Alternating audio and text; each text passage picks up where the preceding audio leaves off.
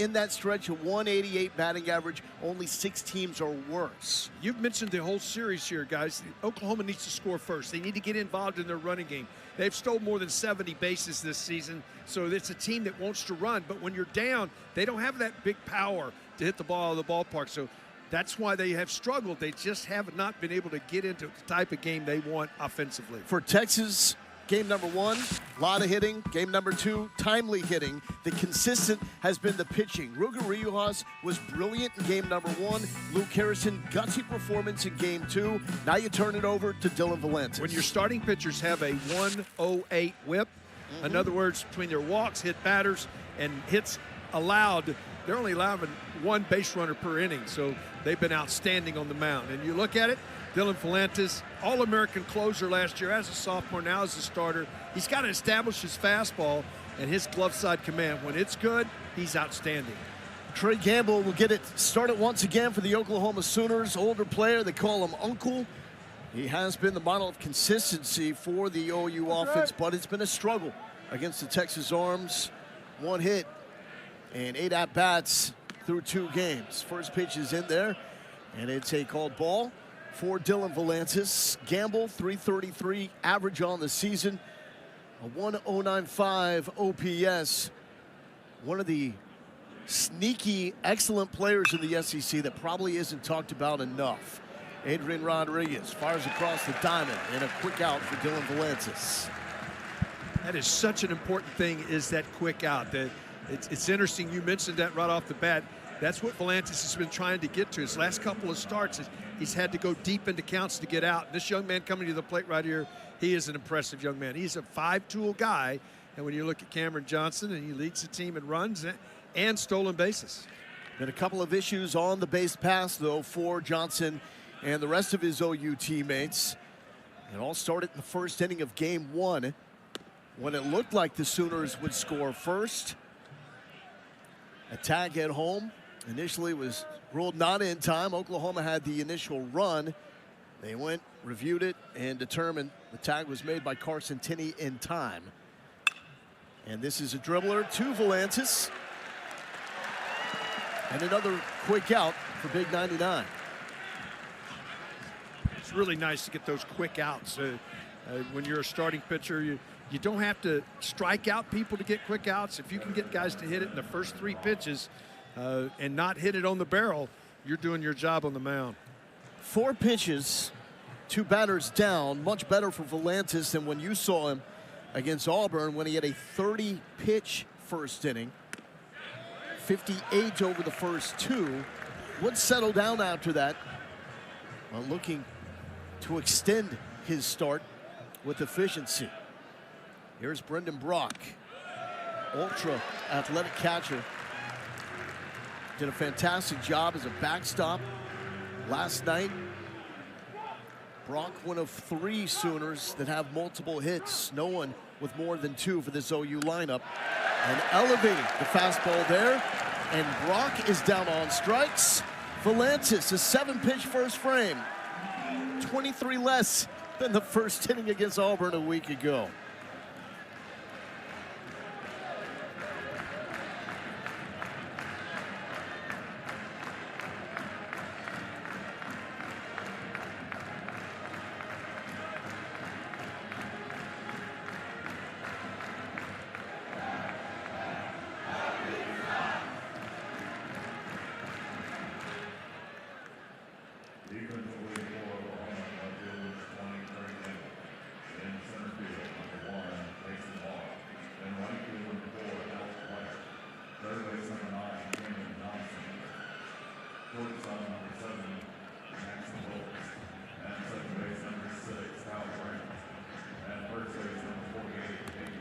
Against the rival OU, and Coach Loss trusts his guys. Ethan Mendoza has been leading off for him, and despite the fact that he has struggled over the past 7 games, a 103 batting average, Mendoza is back in that starting point because he's earned that spot. We saw him come through with a clutch triple to lead off the 9th. Carson Tinney would then drive him in with a sac fly to center field, 111 off the bat.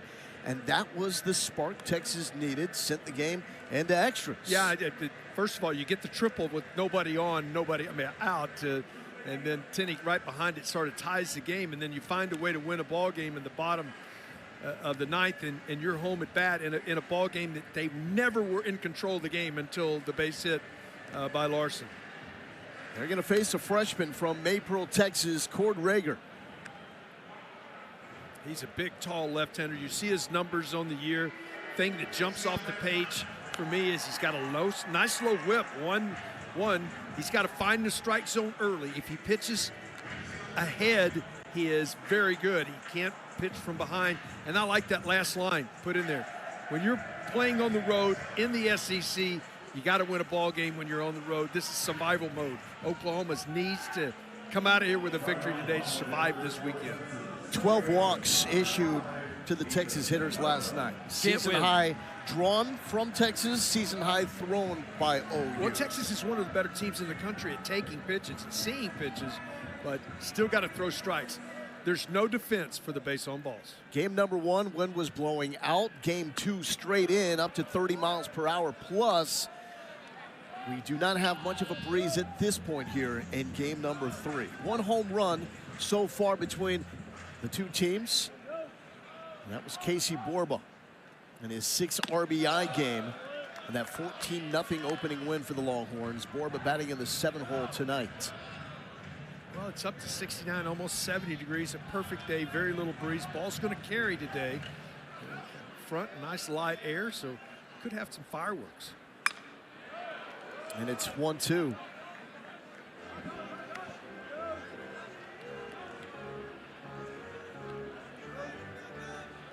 Took advantage of the wind blowing in last night with Ethan Mendoza's triple. It was not a misplay in the outfield. The outfield was just playing in because anything that was elevated was dying in the outfield. That's out, makes it 2-2. So with the outfield playing in, it just scooted all the way to the fence. Yeah, but you see where Walk is playing in center right now for Mendoza. You can see him way over in right center, and Mendoza hit it over the left part of the horn that's in center field out of the logo, and there was no chance to get to it. Lifted, but Trey Gamble is shifted and makes it right over the tip of the Longhorn out there in center field. So 1 down for Cord Rager. Here's Carson Tenney, who had a 111-mile-per-hour exit velocity sacrifice fly to center field that did not even reach the warning track. That's the type of one we were talking about. Yeah, you couldn't turn it around last night, not to left. But such a clutch team first at bat in the 9th to tie the game and send it to extra innings. Texas in game 2 got their 2nd run before getting their 2nd hit. Yeah, without the benefit of a base hit, they got that run on 4 consecutive walks.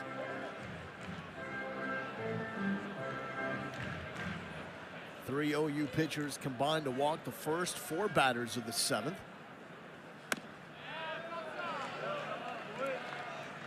That just misses. Ball comes out of his hands. It's nice and easy. That 96 miles an hour. There's the 2-1. That just misses out, maybe low.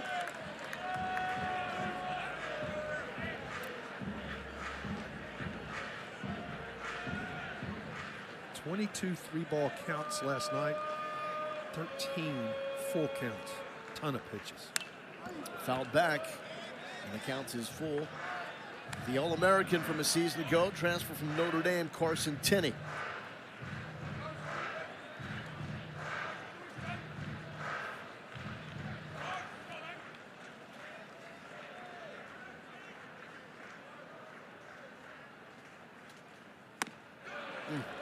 Swing and a miss. And that's the first strikeout victim for Cord Rager. This is a dynamite cutter. He starts it out on the inside corner and just breaks it in under the hands and gets a little tilt to it. 91 miles an hour. That is a dynamite 3-2 pitch. As a hitter, you just not anticipating it. Hadn't seen it the whole at bat, and he breaks it out right there. Aiden Robbins Watching him take BP is a thing of beauty. This guy can flat out hit. There's those guys that wake up. Doesn't matter what time of the year. Give them a bat, put them in the box, they're going to hit. And that's Aiden Robbins. He can hit. 379 on the season, 9 home runs. That's upstairs, and it's 1-1. Creates great whip. His technique's very good. It looks like it's a long swing, but when you slow it down and take a look at it, it's very quick, and it's got some whip at the end of it. Lives through the middle to the right side of the field, but has developed the ability to elevate and celebrate this year. Initially, when Troy Tulowitzki started working with him on pulling the ball in the air, it was a lot of topspin, but over time, he has figured it out. 1-2, breaker, and stays alive. He's still got great power to right center. He stays inside the ball.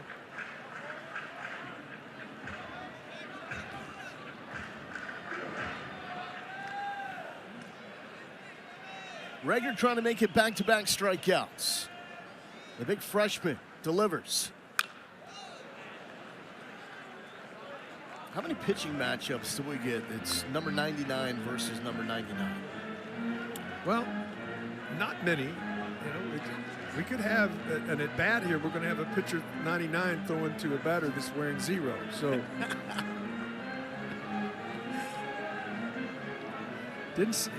back in my day, we didn't have players with 99 numbers or 0. Yeah, it was almost insulting to get those numbers. Now guys want them. The 1-2 to Robbins, and Robbins sends it to Willits. What a play by the shortstop. His name is Jackson Willits. The glove, the arm, that's his game. Well done, kid. Just outstanding. Does a great job going to his right. Knows he can't set his feet. Just a strong, accurate throw to get Robbins.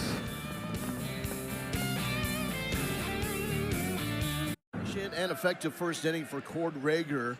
No scores. We go to the second. That efficiency from Rager certainly will make Skip Johnson a happy man, as his Oklahoma pitching staff has issued 37 walks the past 5 games. That is not Skip Johnson-esque. One of the best pitching minds in all of college baseball. Well, he's good at mechanics as well. How many times has it happened in the game? You make a great play, you lead off. And here he is, Jackson Willits. Still looking for his first hit here against the Longhorns. Knows his rivalry well. Season number 3 with Boomer Sooner. His pops, Reggie Willits, associate head coach. Really runs this Oklahoma offense. It's looking for a spark. Did he go? He did not. Dylan Volantis, just under a 7-foot release point. It's the second highest release point in college baseball, and it's on display there. But Willits comes up with a defensive gem and comes up with his first knock of the series. Well, nice job going with it the other way, not trying to pull the ball. Stays inside it and barreled it up. Oklahoma would love to get into some type of running game here. I tried to do that late in game 2. Andrew Ermis came in for Carson Tenney after a pinch runner was used for Tenney. Was able to throw out a runner, try to take second. It was a strike him out, throw him out double play to end the 10th inning. So he got Jason walked, which is very tough to do. So the run game is usually the calling card for OU. They love chaos on the bases. Texas has really done a good job in handling that. Well, you got to give some credit. Obviously, catchers are important in that, but the pitchers holding the runners is so important. Longhorn staff does a nice job of not allowing the runners to get great jumps. OU did take 2 bags last night, but Ermis Caught the Sooners stealing on the most important attempt. Dave LaChance is the hitter. He's been at first base this series. Saw him handle the catching duties against LSU, as Oklahoma took 2 of 3 against the Bayou Bengals, as they did against Texas A&M in their opening SEC series. Another pick back, and Willits was a little fooled on that. Well, most guys that are as tall as Dylan Volantis is have a difficult time. They usually are slower to the plate, and their move is not as good. Strike 2. But he does a nice job of making sure when he lifts that front leg that it makes it a pause in it a little bit. It allows that runner at first base, he just doesn't know which direction he's going to go. Even though the move to first is not that good, his deception is in the way he lifts that right leg. Another pick back. Casey Borba yet again manning first base.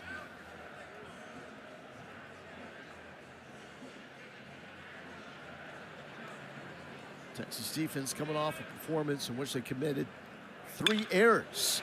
Another Oppo shot. LaChance plants it in right, and Willits will stop at second.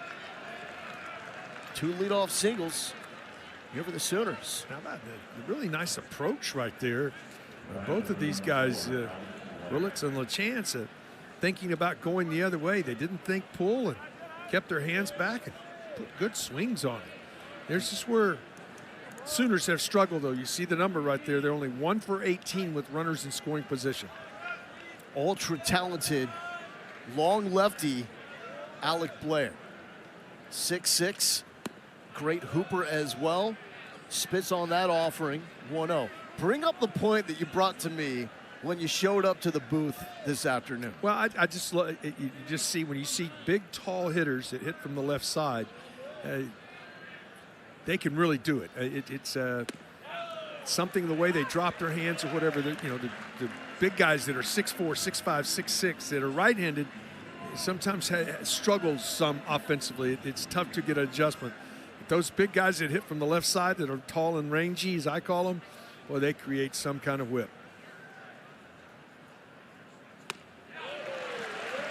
Curveball, swing and a miss, and it's 1-2.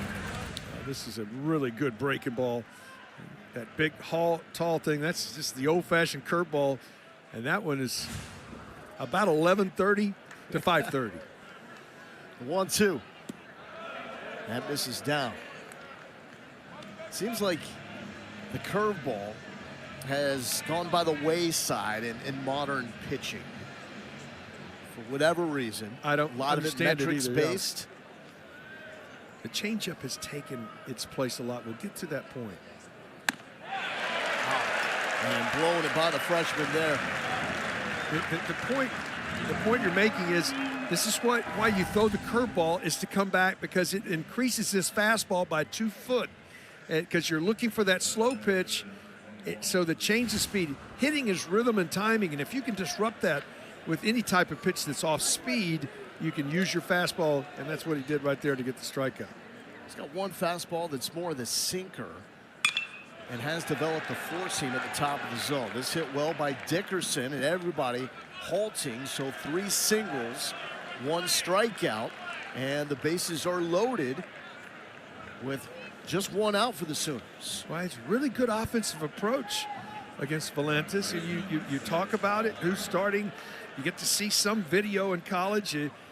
They get to study a little bit, and teams that try to pull left-handed pitching usually get in trouble. Well, they have 3 base hits, 3 balls hit right on the button, all to the opposite field. That's a skill set that is not going to go away. Here's Kyle Branch. He's got 2 hits against Texas this series. Big cut on that initial offering, swings through it. Sophomore, hitting .230, 1 home run on the season. Got a big blow last night. Put the Sooners on the board up 2-0. And up the middle, Rodriguez will flip to Mendoza. The throw is high, so the runner is safe. A run also scores in Oklahoma for the 2nd straight game. strikes first. Yeah, it was not a good start to the exchange. It was going to be difficult to get Branch. He runs well, but watch this exchange right here. Rodriguez just a little bit up and didn't allow Mendoza a chance to have his gloves right there. That throw was up, so he had to make an alternate move to try to turn the double play. A good exchange right there may have got him out of the inning. Oklahoma 11-2 this season when scoring first. Their second loss of the year last night. Here is Jason Walk, switch hitter, hitting from the right side against the big lefty.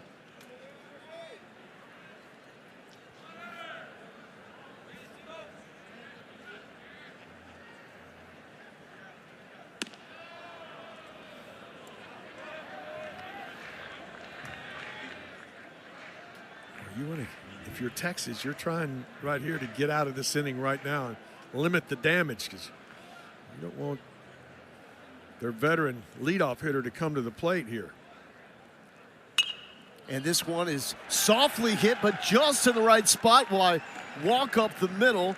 That will score LaChance, and it's 2-0 Boomer Sooner. Well, got in on his hands, but did a nice job.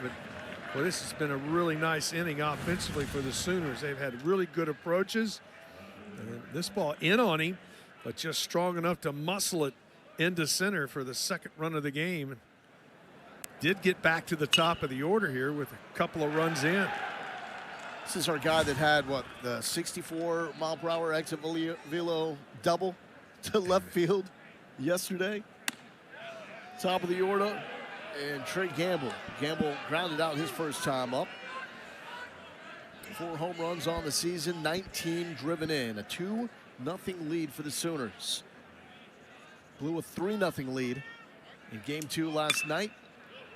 Did not get anything in game number 1. Thought they did. Gamble led off this series with a double to left center field. He was the runner that was eventually cut down at home on the bang-bang play. 1-1. And the breaking ball is in there. It's 1-2. Where do you go after that pitch? What are you expecting here? I don't change anything. If I'm calling the pitches here, I'm going to go to a breaking ball with a 1-2 count and see if I can't get him. I'm not necessarily going to throw it for a strike. Buries that one. And that's a good pitch. That's a good pitch selection. Some hitters have the ability to lay off of it, and that's exactly what Trey did right there. Now, 2-2. I want to make the action happen here. I don't want to put him in motion 3-2. So this is my, if I've got a pitch to get an out on, I want it right here.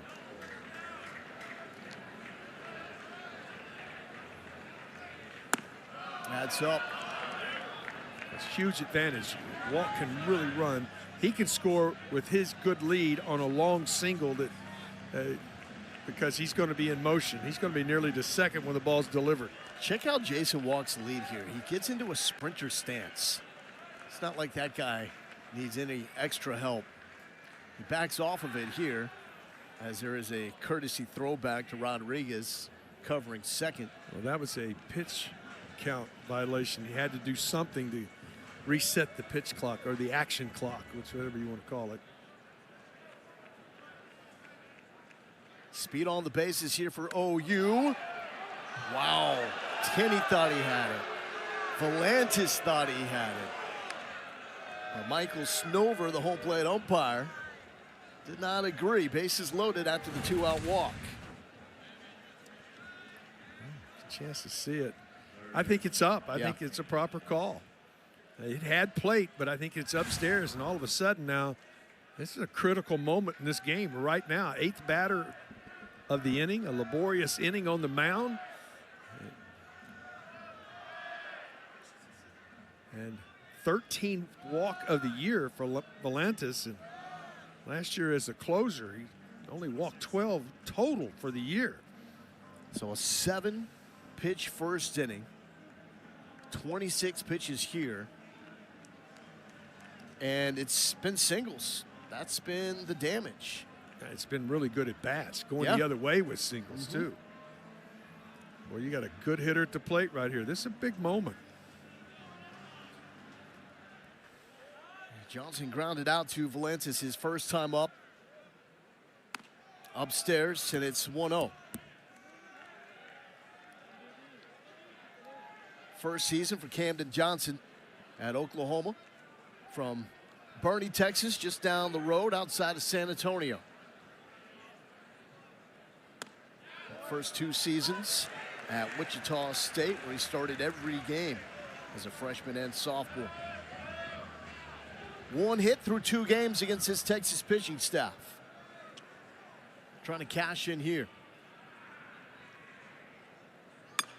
And this is chopped. Valentis is going to have to spin and throw, and he does. But damage is done. Single after single. Most of them to the opposite field. And OU getting 2 aboard and on the board.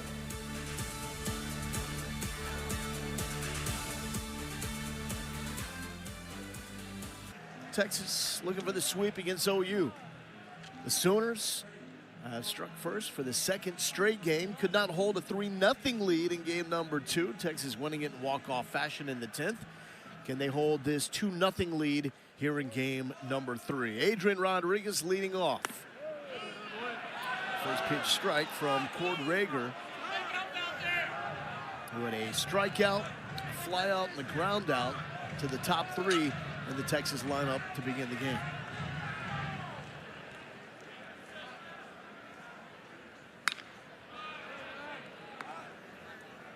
This ball comes out of his hands. He's 93, 94. He's got a breaker ball to go with it. I like his size.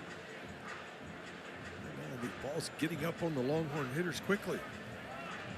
What does he want with the 0-2 to Adrian Rodriguez? Who, by the way, is breaking out a new bat. I've not seen this one in the arsenal yet.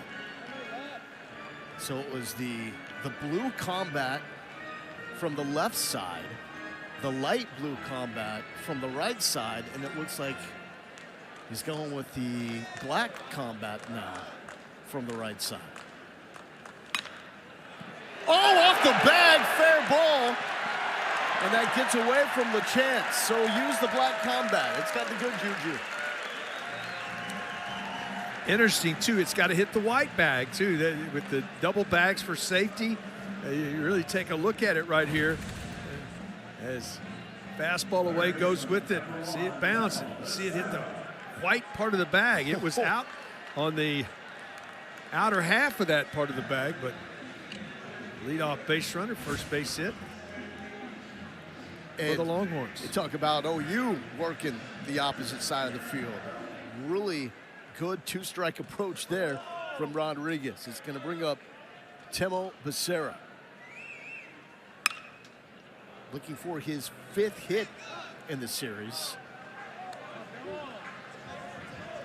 Becerra led off the 10th last night with the single. Took 2nd on a wild pitch. Ashton Larson walked it off. Becerra scored. Ball game. Big lead for Rodriguez. That's up, and it's 1-1. Texas came into this with the 7th best OPS nationally in 2-strike counts, meaning they're finding a way not just to get on base, but also slug with 2 strikes. Now Becerra ahead of the count, 2-1. When you get deep counts on pitchers, you see enough deliveries that you get, more than likely, you get a pitch at some point in the bat you can drive somewhere. Becerra thought he had one, looked good. Fouls it off. Talked to a lot of coaches about what they look for, especially when recruiting out of the transfer portal. And it's your hit rate on balls in the zone, meaning if you get that pitch to hit, are you going to do something with it? Rodriguez dances. You know, I don't know that I could use that. It makes sense. I would I wouldn't want to see exit velocity on balls in the zone. That's Well, for me because it hits or you know, that's subjective because you could line out 4 times in a row at a game. But what happens when that ball's in the zone? What is? And I should add, that's the next layer to it. What kind of damage are you doing when you make contact with balls in the zone? But the bigger point being, you may get one ball in all every game, yeah, right? Yeah. What are you going to do with that if it's in the zone?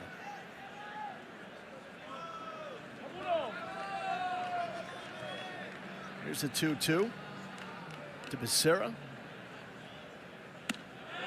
Trying to nibble. Ooh, Glavin-esque. Just missed out there with an off-speed pitch.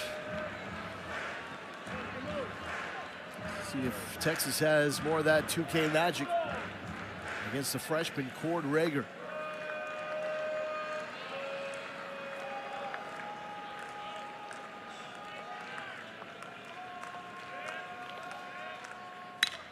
Up the middle, the backhand by Branch, the flip to Willits.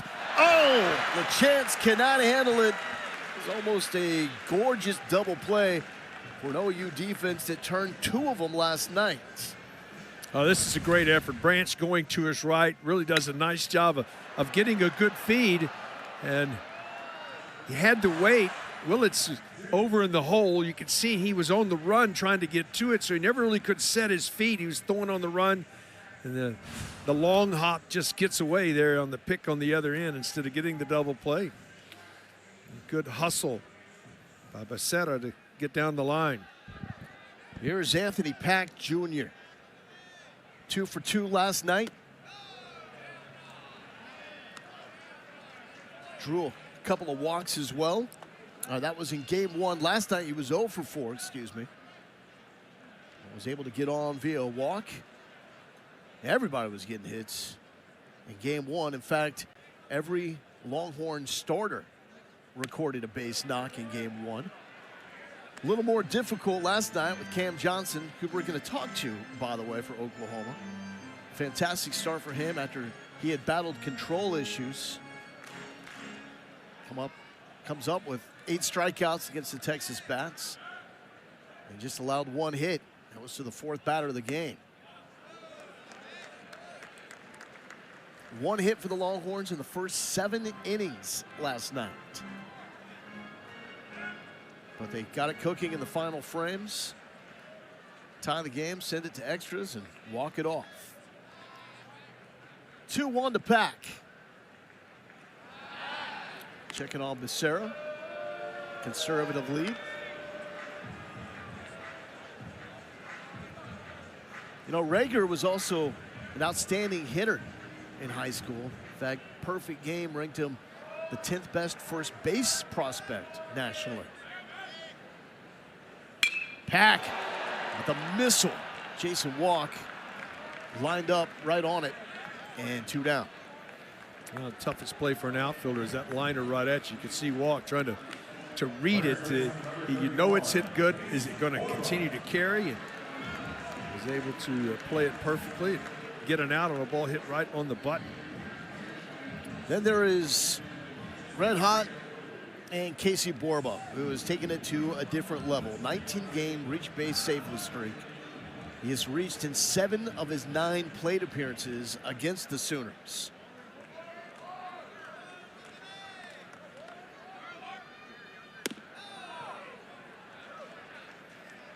He's got such confidence now, understanding the strike zone. You can see he has just been brilliant over the last 19 ball games.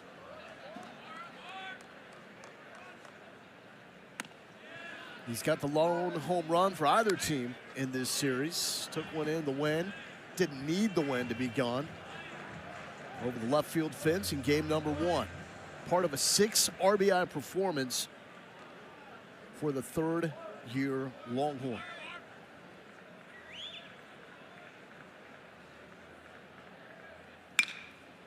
Hit to short. Willits coming up with it and wants second. And gets the final out. As promised, the OU ace, Cam Johnson, joining us when we return to the dish here in Austin, Texas.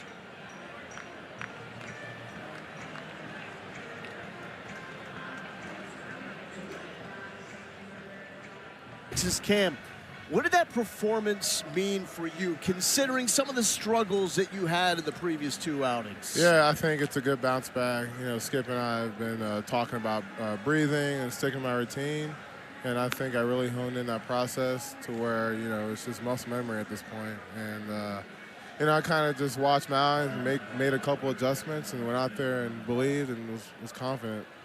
You know, Cam, when you look at it, you're so smooth and easy. I know you try to work on that. It's not like you're a max effort guy. Is it that smooth and easiness, is that allowing you to find your release point on a more regular basis? It is. I mean, my body's in great shape. Shout out to Tim. Oh, wait, Brock. Hi, baby. Shout out to Tim. My body's in really good shape. I feel good on the mound, and I think everything's just flowing from the ground up, and everything just feels free and easy. Like I said, shout out to Tim, and really focusing on the weight room and my maintenance, so it's been really good. Well, Brendan Brock leads off with a single up the middle there. Man, he was a wall last night. How good was he at catcher? He was awesome, man. He gave me a good target. We established a game plan before the game. Just set up middle, let the ball do its thing, and you know, we kept going with that process, and we just kept working. We kept going, good communication. You know, it was good all the way around. Cam, you use the fastball is probably your dominant pitch, but there are times to get to it after this play. Mendoza with the bare hand, and it finds some vacancy. Infield single there for Jackson Willits. But sometimes it looks like your fastball wants to sink. Sometimes it wants to run. Is that something you're working on, holding it with a different grip, or is it just I'm going to try to do the best I can to hit my spot with my heater?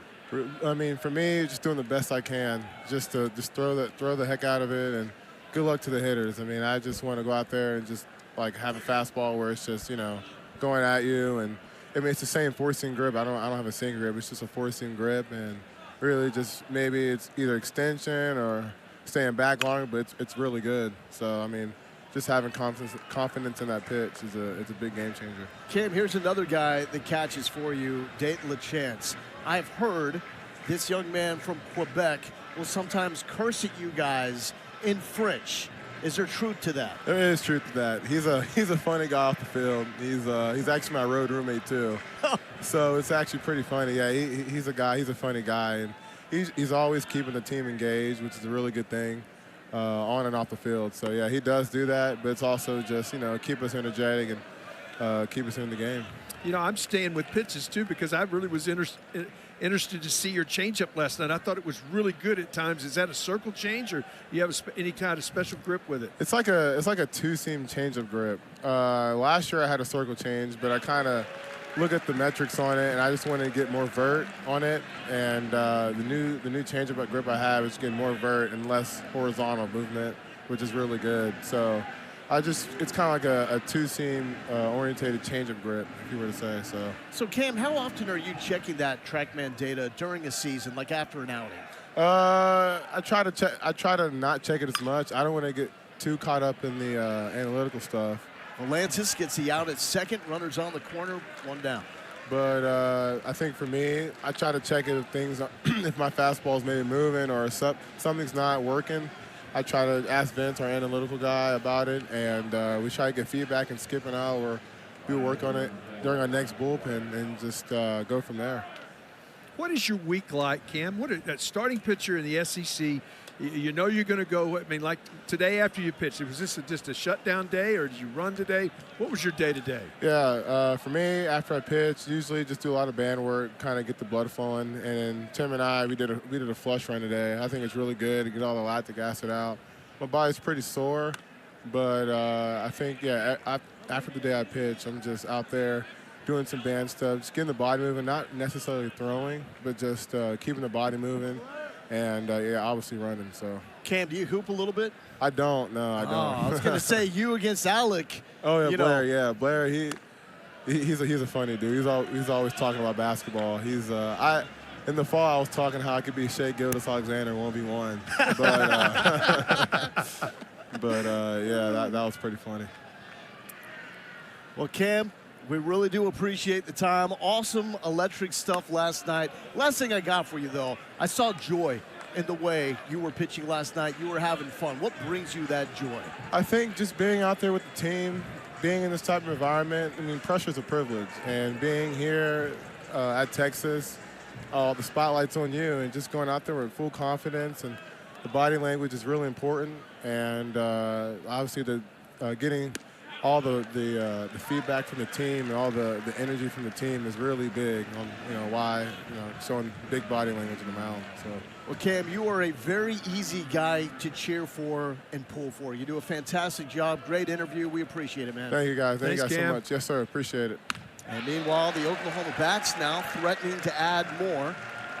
It was a 3-0 count to the hoopster Alec Blair. Volantis has worked it back to 3-2. It's interesting when you put the runner in motion here. Could have a strike him out, throw him out. Probably going to get a breaking ball in a lefty-lefty matchup. Hurt OU last night in that situation. Popped up left side. Tinney, Becerra both looking for it, and Becerra will take it. 2 down. Want to follow up, though, with Cam Johnson. That's a great kid right there. He is. Really, really nice young man, and you can tell that the part of the game that's so important is what you do away from the field, how you use your mind, how do you, not just the physical stuff, but I really enjoyed spending time talking with him right there. We learned a whole lot about him right there just in that conversation. And probably that was the most scrutinized start this entire week for any pitcher in America. It was big. Big moment here for Drew Dickerson. Trying to add. 2-run lead will not be safe against this Texas lineup, as we learned that last night with a 3-0 lead for Oklahoma. They are making Volantis work after a 7-pitch first inning. 29 pitches an inning ago, and now his total is just shy of 50.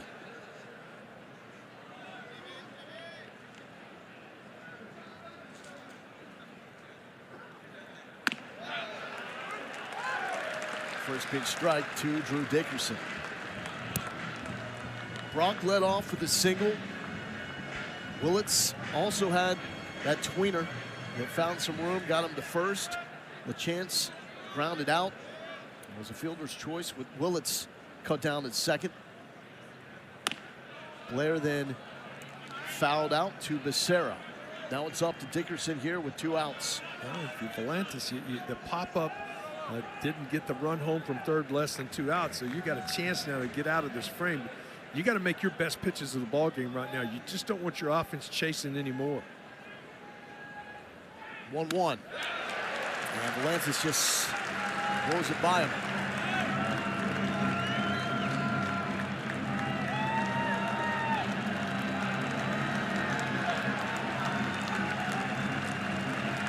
Longhorn crowd trying to build some emotion here.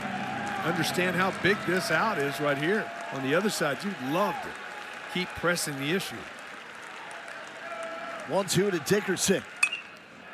What a piece of hitting. Another Oppo knock. This drives in a run, and it's 3-0 Oklahoma, matching the lead they opened up with yesterday in Game 2. Well, you just had to take advantage if you're the Sooners there.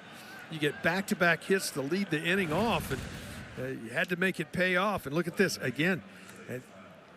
That ball is up. It's up at the waist. Breaking ball just does a nice job. It doesn't try to do too much with it. Go the other way and drive in the run. Is this a clinic on how you stay through the baseball? They are used right field, no question. Willits, LaChance, Dickerson now twice, all with opposite field singles. Here's Kyle Branch. 7 hits already for the Sooners.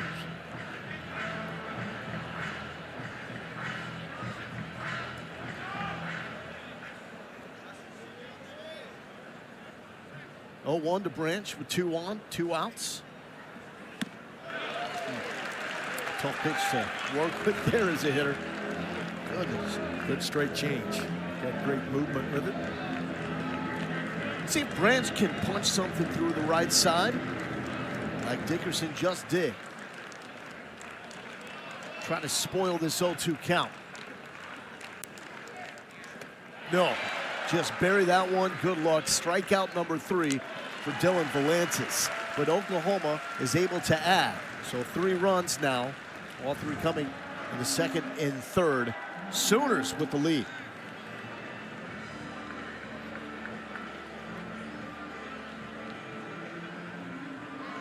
Third inning. Where have we heard that before?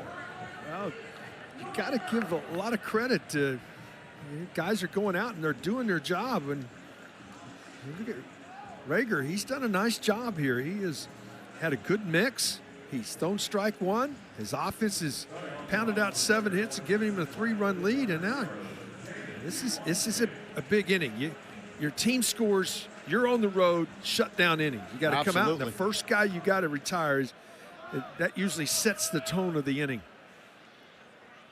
And it's got to be strikes. You got to challenge the Texas hitters to beat you, because that's how OU lost last night.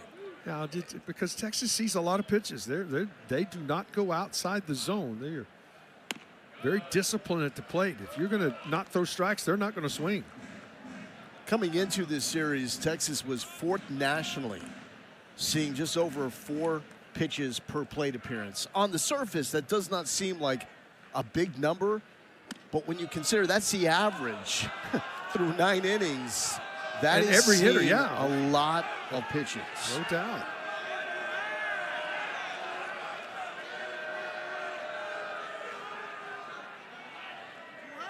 The 2-1, and they fouled off.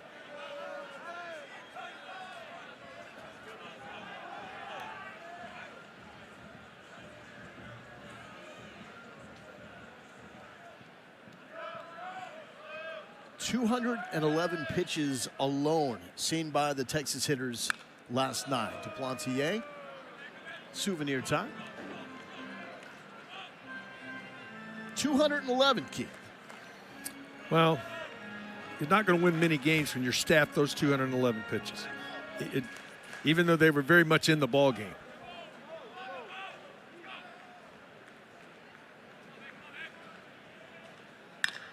Well hit. Gap shot. Gamble on the run. Come on now. Trey Gamble made that look easy. Had a phenomenal catch on the fence last week in Baton Rouge. Now shows his range. Well, did a nice job, and this ball sort of hangs up a little bit. They had this shift on it. Nice job arranging way over into left center. Do a nice job. Does Oklahoma moving their outfielders around in shifts, and Campbell just able to get to it. And you see he checks the note card in his back pocket to tell him where to line up now for Maddox Monsoor.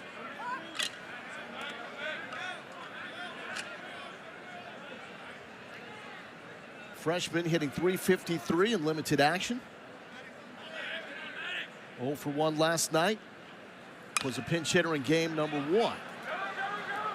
A chance will give it a look, but this is into the front row. Monsoor getting more opportunities now that Jonah Williams, the 2-star athlete for Texas, the outfielder and defensive back, has had shoulder surgery, and he is going to miss the rest of the baseball season. So different guys are getting the opportunity now to get in this Texas lineup. That's lifted.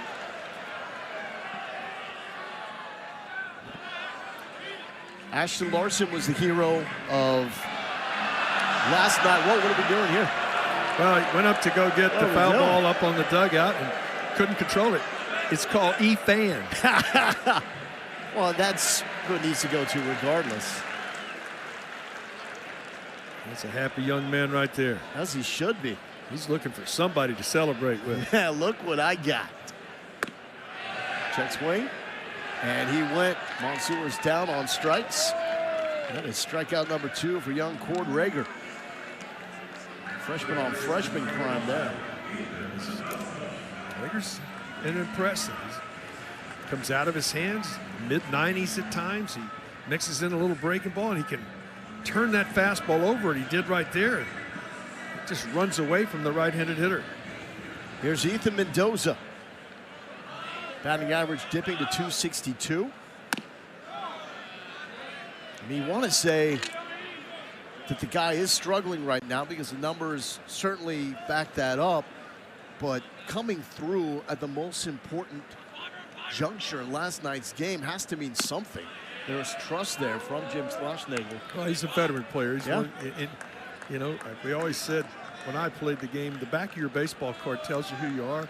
They can look at all the numbers. In his career, he's a career really good hitter. So he's just in one of those funks right now you're trying to get through. And here is that triple. Just ripped this one up the middle. And with the alignment and how shallow OU was playing because of the wind, allowed him to take third base for his first triple of the season.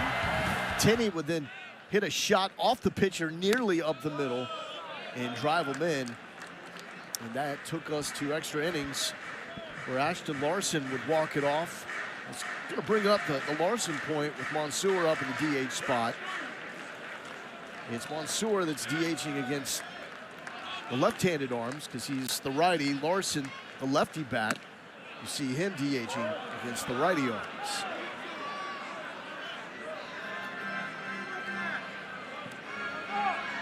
Pitch number 50 on the way from Cord Rager.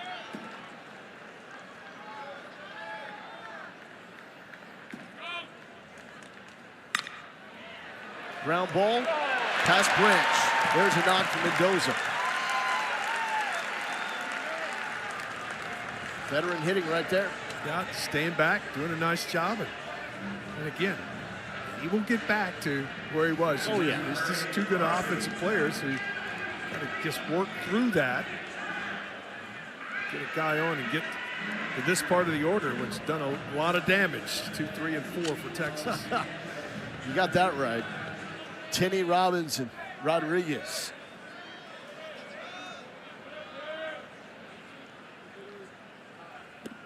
Carson Tenney, just absolute raw power. He had a ball last night, 111 miles an hour at a perfect launch angle that didn't get out of the ballpark. That's just unbelievable. 90th percentile exit velocity is 113. So only Lorenzo Carrier, the slugger from Pitt, is better coming into this week of action than Carson Tenney. And that 90th percentile EV really shows how hard you can hit the ball when you connect. It's taking the average of the top 10% of your exit velocities. So if you were doing that at 113, that says a lot. That will play at the next level.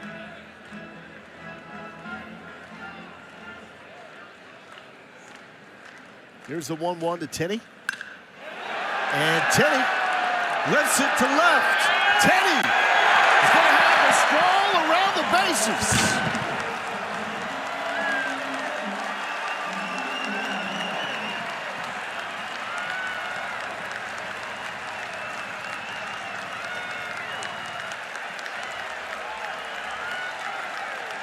Home run number 7 on the season for the Notre Dame transfer. How big now is the Mendoza at bat? Absolutely. To find a way to get to these guys right here. And this ball just stays up again. That's a recurring theme, but most of the balls that travel that far and that hard are up in the strike zone. And this is a liner, and it's just into the Yeti yard. And just like that, Texas has cut this lead to 1. 111 off the bat for Tenney, except this one was not caught in center field like last night. Get some. Gorgeous swing.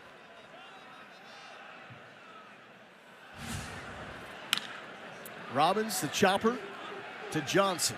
Johnson makes a throw on time, but Carson Tenney gets the Longhorns on the board with the big bomb to left field. 3-2, OU still leads. We'll have a special guest when we return. Luke Harrison joins us next.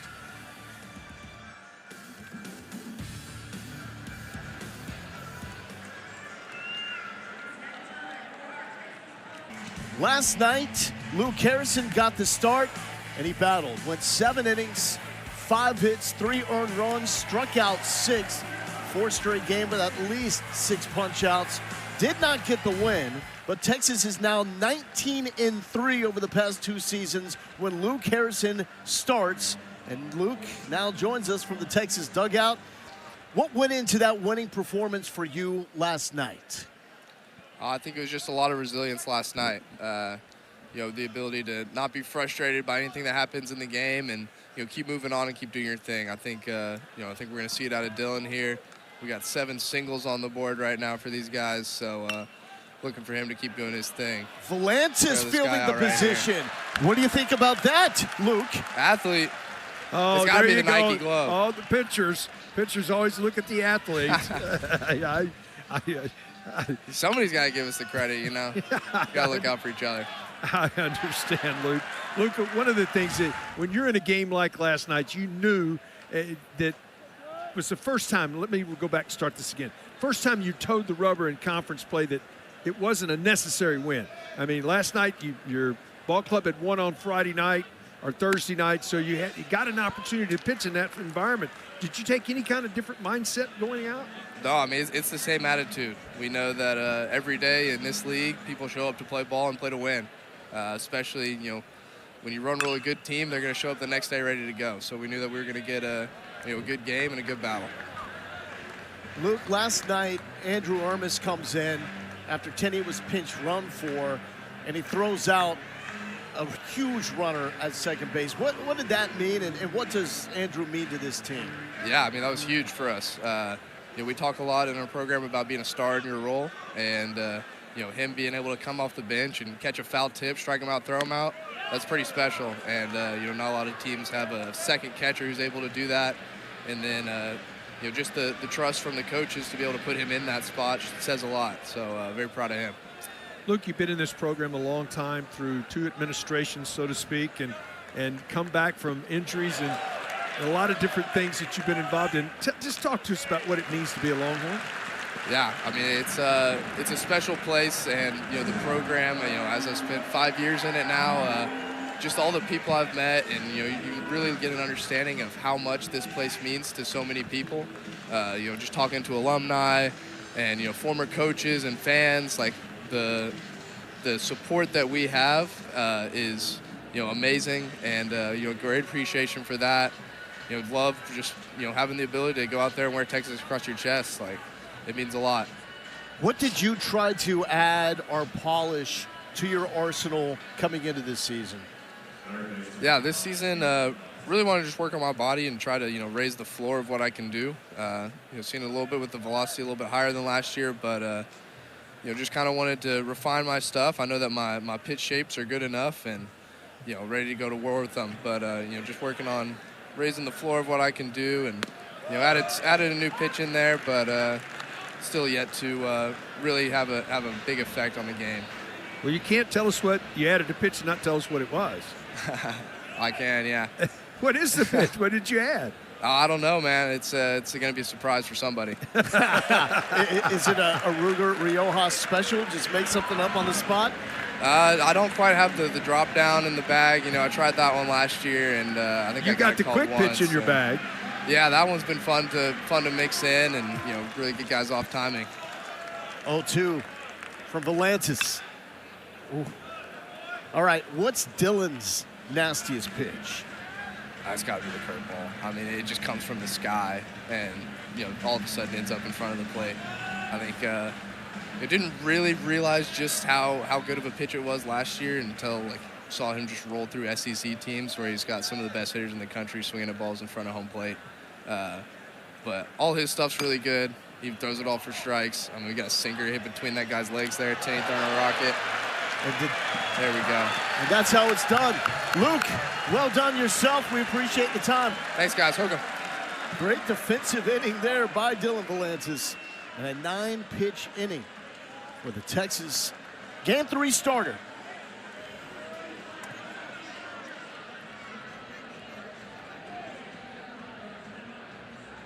Oh, it's salvage one.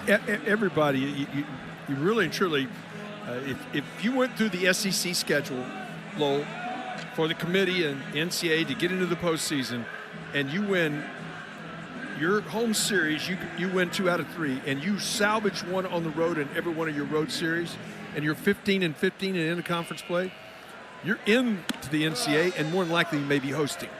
So it just tells you that how important it is to salvage a game in one of these series. And OU with the lead right now in the bottom of the fourth. Here's Adrian Rodriguez, and it's in there for a strike from the lefty, Cord Rager. And it's a 1-1 count. Both these teams came into the series 4-2 in SEC play. Week 3 started with a 7-way tie atop the SEC standings. And of course, we'll have more clarity as the season progresses. But there's some really good teams at the top of this conference. It's going to be tough to just figure out who ultimately is the best. Texas certainly looking that part. Number 2 in the D1 baseball top 25 behind UCLA. Just look down the line at a lot of these teams. I mean, every week you're going to line up and go somewhere if you're traveling, and it's not going to be easy. Coming into today, Mississippi State, Kentucky, and Georgia. The other programs along with Texas with 2 losses in SEC play. Texas ahead in the win column because this series started on Thursday. Everybody else starting yesterday. Next week,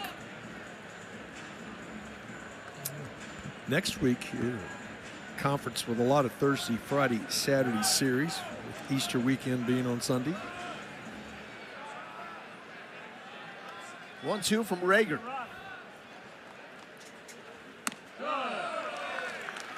That's some of that play discipline that we see up and down this Texas lineup. They simply refuse to chase out of the zone, and which has been so problematic for this OU pitching staff to deal with. There's Hookham.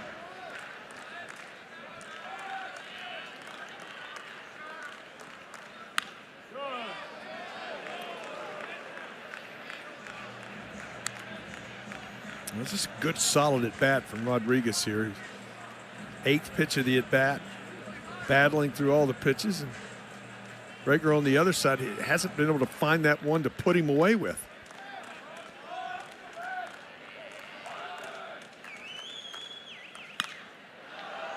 Tough pitch to get to. Pops it up into the mitt of Jason Walk. Let's get to our highlights from Friday night in the SEC. Tyler Fay, after pitching a no-no, had a one-hitter as Alabama takes down Auburn. LSU struggles continue. 3rd straight home SEC loss after OU took the final 2 in Baton Rouge. Kentucky took game number 1. Vandy walks off Tennessee. Vandy and Tennessee are still going at it. Can I get an inning update? Where are we? 15th inning right now, preventing us from joining the SEC Network linear airwaves. We'll do a lot of catching up with the new audience once we get there, if we get there at this point. Here's Timo Becerra.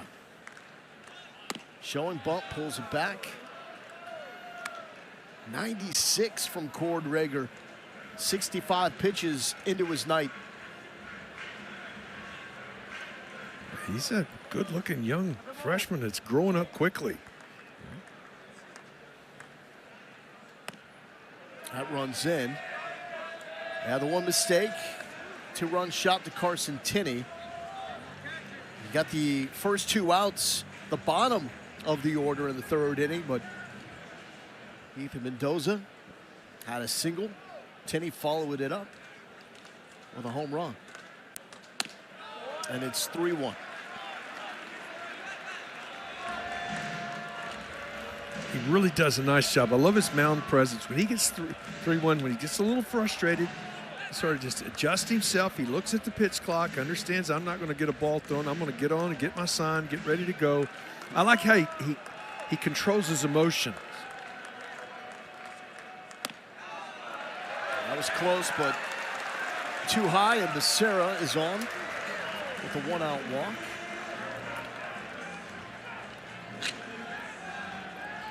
It's pretty efficient for Cord Rager. 21 in the 3rd. Long inning where it's getting a little elevated. And by the way, going to the 16th inning between Vandy and Tennessee and Nashville. 20th walk drawn by the Texas Bats this series. That's far too big of a number for OU. Coming into this, 37 walks issued over the past 5 games. In that 5-game stretch leading up to Game 3, OU pitching has a 54% strike rate, meaning 54% of their pitches thrown are strikes. Only one team in college baseball has been worse in that 5-game stretch, which is unheard of for a Skip Johnson coach team. And that number should be somewhere around 64 to 67.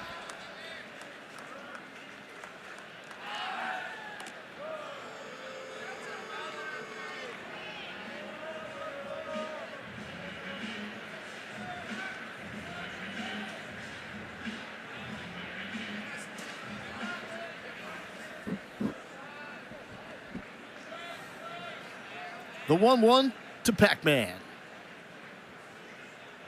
Rager delivers inside. Talk about makeup for offensive freshmen. You were raving about Cor Rager on the mound. Anthony Pack is well put together mentally in terms of the way he handles the pressure of being a freshman at the University of Texas. Well, I think the one thing that jumps off the page is his strike awareness. He doesn't go outside the zone swinging very often at this visit. It's Skip Johnson out to talk to his freshman left-hander. But it was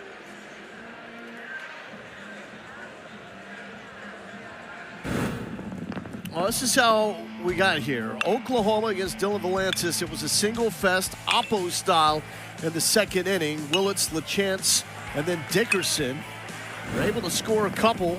Branch and Walk driving in one apiece. And Carson Tenney, well, he unloaded on that one, driving in Ethan Mendoza, and that cut the 3-0 OU lead to a 3-2 lead. And here is Pack, the freshman out of California. There is activity now in the OU bullpen as Xander Mercurius starts to warm up. Xander did a fantastic job in relief for Cam Johnson in game number 1 in Baton Rouge last week.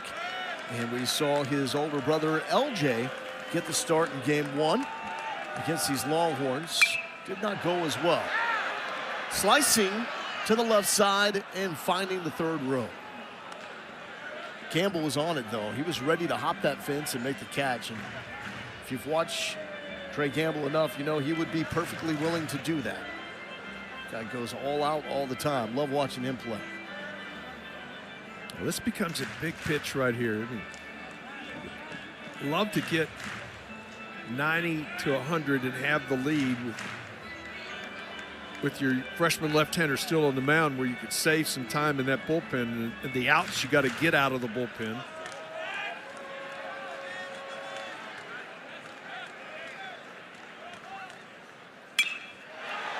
To left field, Gamble back. And Gamble has it. Couple of steps in front of the warning track. 2 down. Really nice job of coming back. After the visit, gathers himself and comes back, throws enough strikes to get that big out. And we got a tough customer right here. He has the ability to change the score in a hurry. Yeah, Cord was not seeing absolute dudes, grown men, bangers like Casey Borba a year ago in high school. Borba has a ground out to shortstop. Fielder's choice. His last time up. But as hot as anyone swinging the stick in the SEC.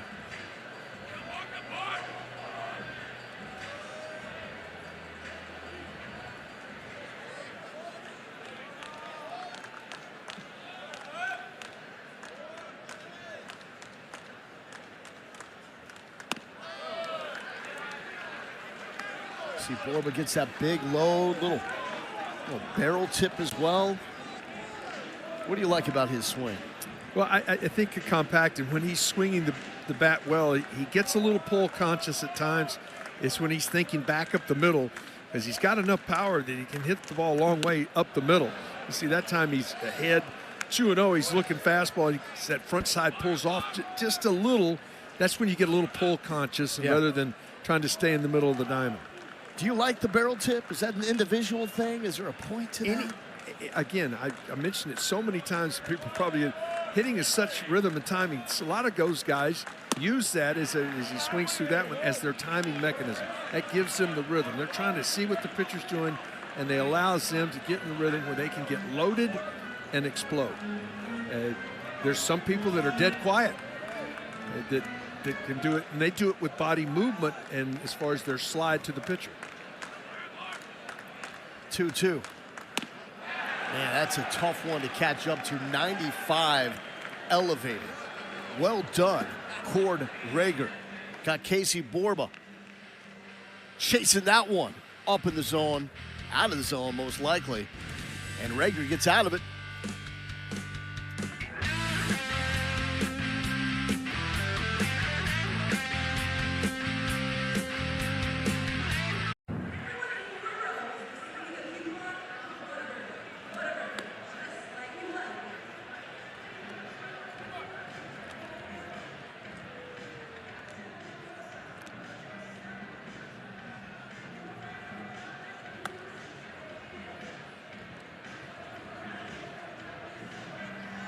Seven hits for the Oklahoma Bats, all singles. And OU had the 3-0 lead, and now leads 3-2 against Dylan Valantis. Made that transition from the freshman All-American season as the Longhorns closer, setting a single-season record for saves in SEC play, to the Sunday / in this instance, Game 3 Saturday starter for the Longhorns. Well, he's leveled his pitch count a little bit after that laborious second inning. He's retired 4 in a row as Valantis. He's got the tough part of the order right here with 3, 4, 5 due. Starting with Brendan Brock.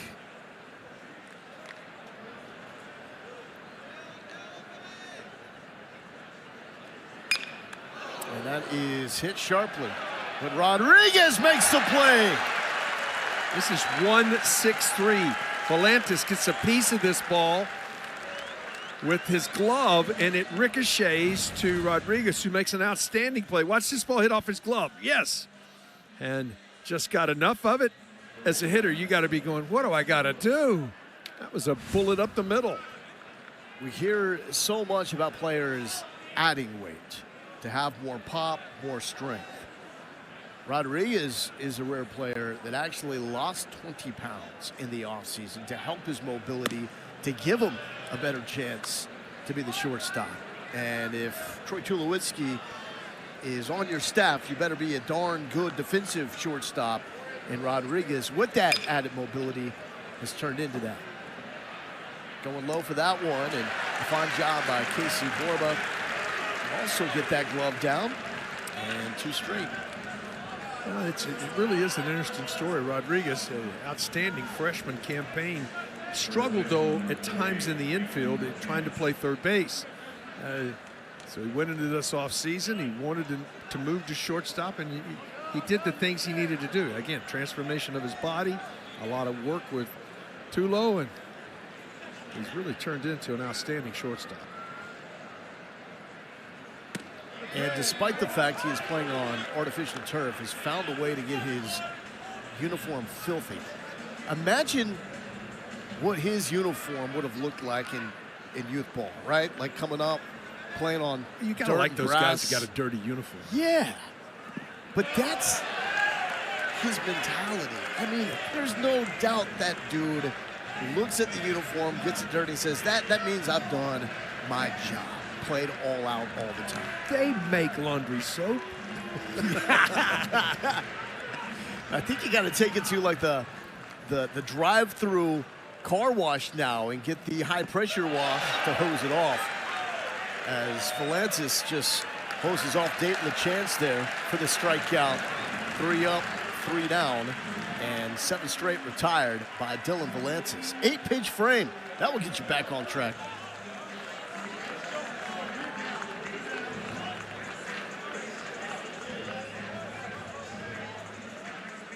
Dr. Hyde. They go into Baum Walker, and they've won the series already against Arkansas. That's what jumps off the page quickly for me. I mean, Florida struggled at Alabama, gets swept, and then they're a game tomorrow away from sweeping the Razorbacks in Fayetteville. Let's see that score, Texas A&M over Missouri. I know Mizzou's having some issues, but it just goes back to highlight the importance of avoiding a sweep. I had A&M against Georgia on Sunday of last week. They lost the first 2 games against the Dogs. The Dogs pounded them.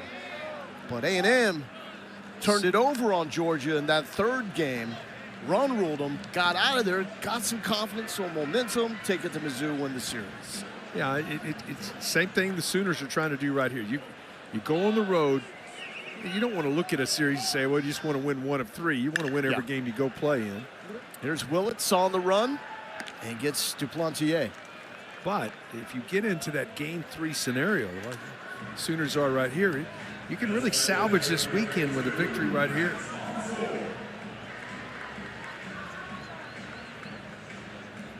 Here's Mannix Mansour.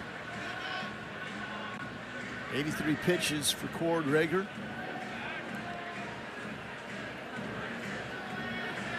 They'd love to get him through this frame, and then the Sooners will go to the bullpen. Trying to get that outside edge, does not get the call, and it's 1-0 for the freshman out of Georgia. Had a 3-hit game in the Auburn series. So certainly has shown the upside. They can run. He's been good in the outfield. Shown some pop. He's getting his opportunity now. Popped up. And here comes Walk. Back to the top of the lineup and Ethan Mendoza. And it was the same situation. 2 outs back in the 3rd inning. He got himself a single. Carson Tinney followed with the 2-run shot to get the Longhorns on the board. And we were talking about how Mendoza was struggling at that point, so maybe for his sake, we continue that conversation. It's like the reverse jinx. The reverse jinx. I know there were some times I wish somebody would give me some reverse jinx. You never struggled. Come on, Song. Come on, everybody does. It's a game to overcome the failures that you're going to have. You go 3 for 10, they put you in the Hall of Fame if you do that in the big leagues for a career. And hopefully, anyone that has picked up the bat at least once in their life and has tried to hit a pitch understands and appreciates how close to impossible this game is. A round ball with a round bat. I mean, these dudes At are 100. so good. Keith, I don't have to tell you that, but I just hope people realize how good the guys playing on this level, not just D1, but in the SEC, actually are. Because everybody playing D1 baseball is really good. You take the elite players that are in this conference, and it's another world.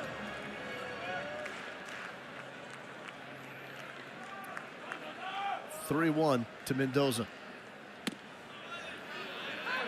What a spot there from Rager. Comes pitch number 92. Rager would love to make this his last. Yeah, I don't think he wants to face Tinney again. Not after Tinney took one 111 miles per hour off the bat over the left field fence last time. But someone's going to have to face Tinney this inning. Will it be Rager or Mercurius, who's been getting warm in the bullpen? That's it. It's 4 2/3 is when you get a win, but sometimes the overall value of the team is to make that move. He won't qualify for the victory, even though he's going to lead, but he did an outstanding job to limit Texas to 2 runs and 3 hits and 4 2/3 innings of work exactly what you could ask from a freshman. He did his job. Typically, this is OU's strong point, when they turn it over to the bullpen. Last night, this is when they ran into issues, when they turned it over to the bullpen from Cam Johnson. And honestly, OU just could not locate far too many walks for the Sooners. And it wasn't just one guy. You're exactly right. They went to 4 different guys, and they all struggled with command of the strike zone.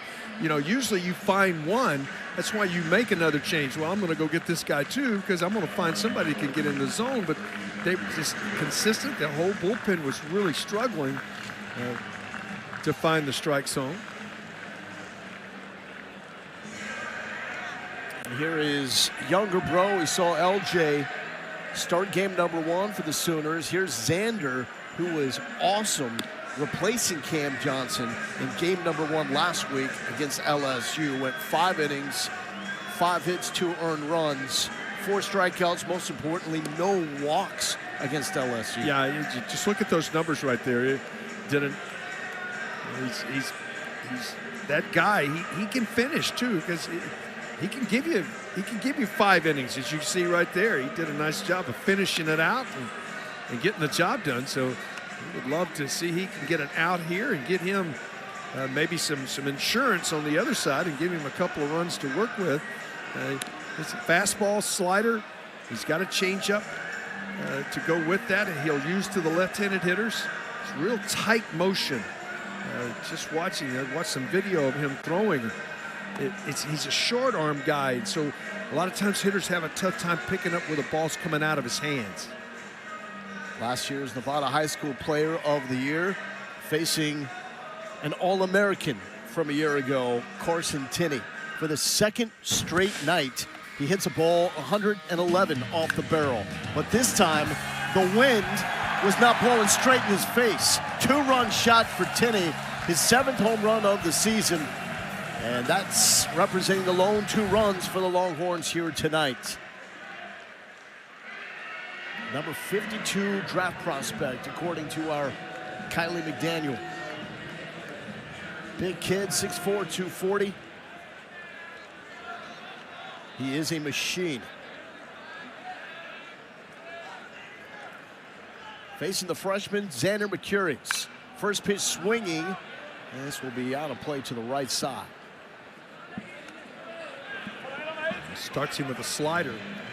Those pitch sequences, when you come in and out of the bullpen, a lot of times Tinney is looking for something up right there, something he can drive, and starts him with a slider. See if he comes back, shows him a fastball off of the plate here. Take something off. Yeah, back-to-back breaking balls.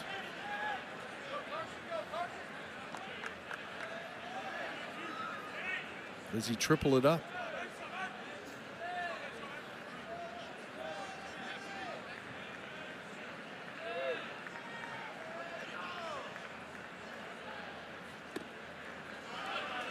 Brock is able to keep that in front. He was excellent defensively last night. Well, that saves the tying run for being in score position. Get out and get that ball knocked down. I don't think he changed anything. I think you'll see a breaking ball here again.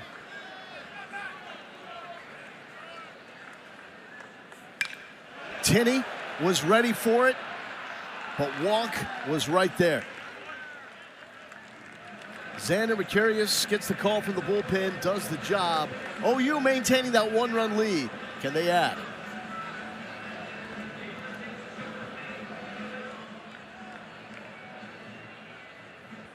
Dylan Valantis, 5 innings.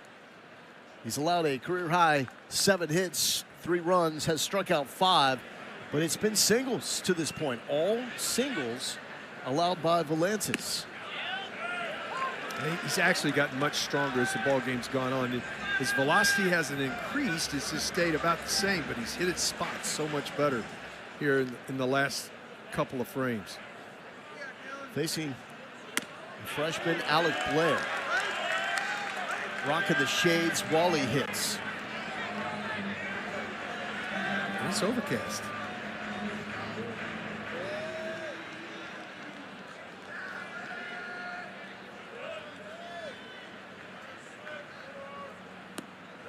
Doesn't chase that.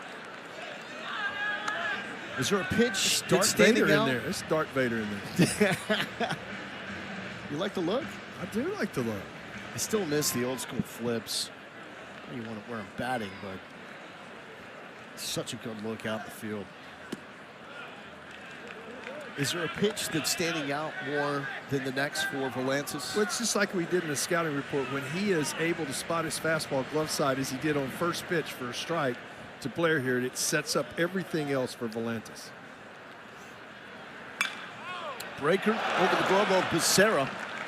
And that is another clutch opposite field single for OU. And this is a really good approach. Got a great whip, size. Watch him stay back. This ball is up in the middle of the dish, and boy, he just put a really good swing on it. Goes the other way. That's an excellent piece of hitting. I got at least 4 opposite field singles. 4 of the 8 for Oklahoma going the other way. And here's Drew Dickerson, who has 2 of those oppo singles. Also drove in a run to make it 3-0. Advantage Oklahoma in the third.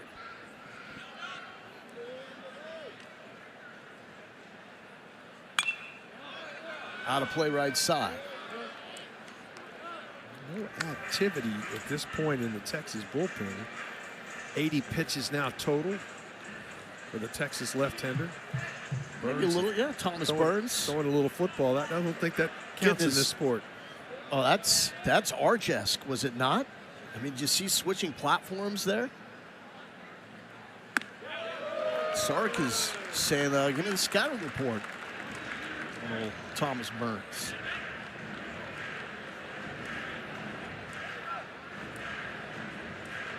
Can't be stationary. Got to be able to move in the pocket. This day and age, got that exactly right.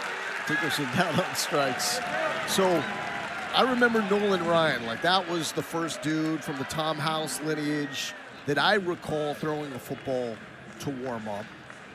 Is there a guy before that that you recall? I think Tom House is the first guy that I saw doing it, but seeing a lot of guys, I mean, back when I was going, it was around it and teaching and doing whatever, so I started to see the entry of the football and the bands, which are now very important to pitchers.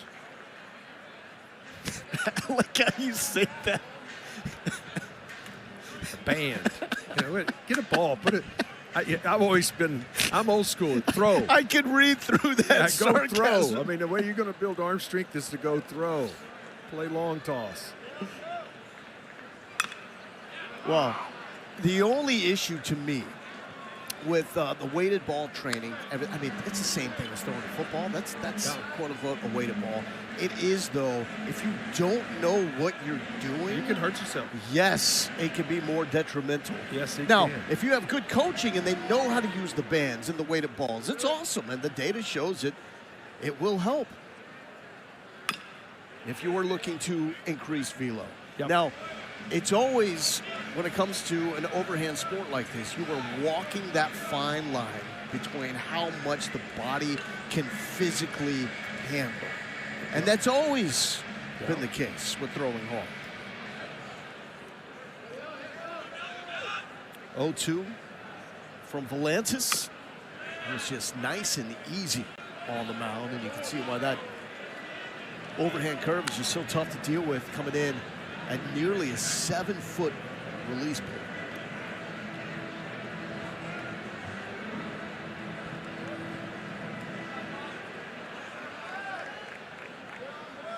Kyle Branch down 0-2.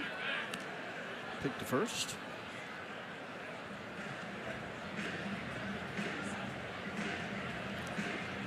Kyle's older bro, Colby, one of the best shortstops in the SEC. Part of a crazy good Georgia lineup. He's one of the home run leaders in the SEC, and Georgia bats him in the 7th spot. Hey, it's another 2-strike oppo single. The headline, the story of this game for Oklahoma against Dylan Volantis. And they've done a really nice job of staying behind the ball. going the other direction.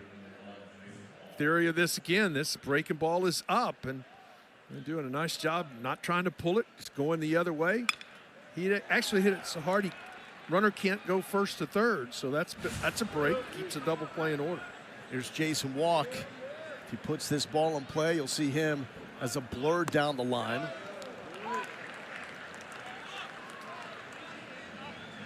And this also speaks to the modern approach in baseball, why slug is so important, why people want more of the long ball. Because right now, Oklahoma 9 hits, that's a big number, all singles. You have to work even harder with those singles to turn them into runs. And there's 3 on the board for Oklahoma. And not to take anything away from this approach, because it has been a clinic. It has been beautiful hitting from Oklahoma, just to point out why there is that new school approach. 0-2. Yeah, nice job by Tenney keeping that in front. 90th pitch coming from the big left-hander for Texas. Bullpen is active now for the Longhorns. Brett Crossland, fun to watch. Getting loose as the next guy up. Pitch number 91 to Walk, and stays alive.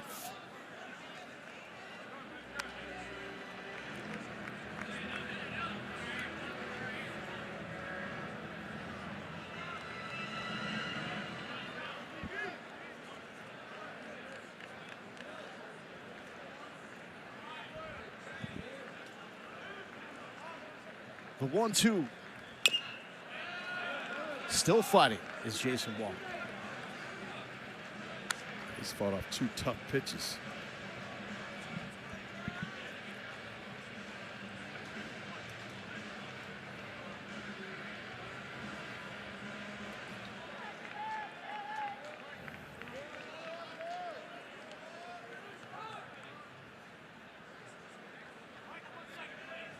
And it's going to prompt a visit for Max Weiner, pitching coach for these Longhorns.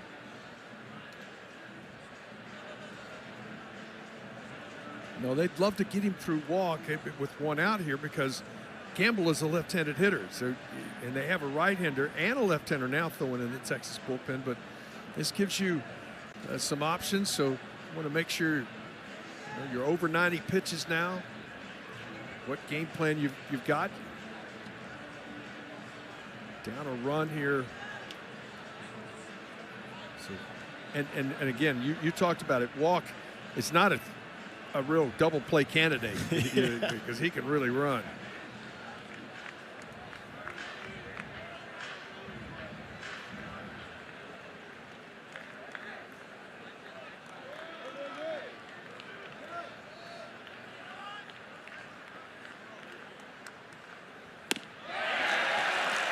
Jason Walk down swinging. Welcome to Austin, Texas, rivalry baseball. Texas looking for the sweep against OU. First time since 09, both these programs coming into a series ranked in the top 10. Lowell Galindo with Keith Moreland. Dylan Volantis got the start.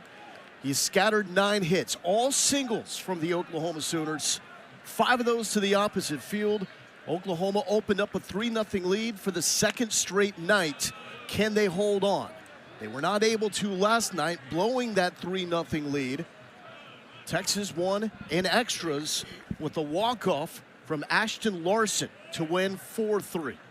Huge game for OU just to avoid the series sweep. And that plunks Trey Gamble, a leadoff hitter for the Sooners.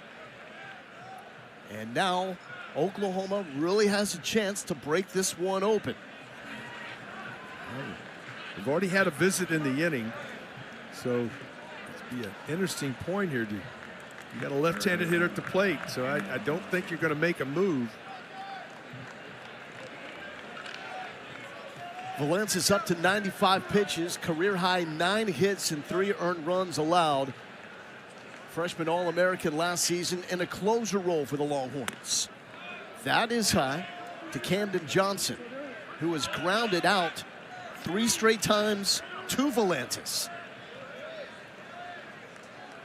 And missed with the breaking ball up, and Valentis has made more mistakes up in this inning.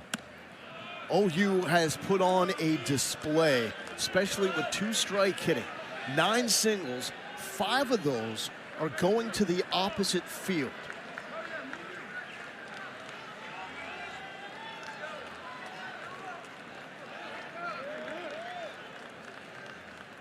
Here's a 2-0. In there for a strike, now 2-1. Oklahoma struck first in the second inning, scoring 2. Second off the bat of Jason Walk. Added another in the third with a single from Drew Dickerson. Here's a 2-1. Johnson refuses to chase. Last night was only the second time all season long that Oklahoma has lost a game in which they score first. Trying to get back on track and holding this lead. Pitch number 100 coming up for Valentis. Nowhere to put Camden Johnson. And he has walked in a run. Shades of what Oklahoma did a night ago, as they suffered all sorts of control issues with a season-high 12 walks issue. This has not been a problem for this Texas staff. Yeah, we're going to see a pitching change now. He had 2 left-handers in a row, and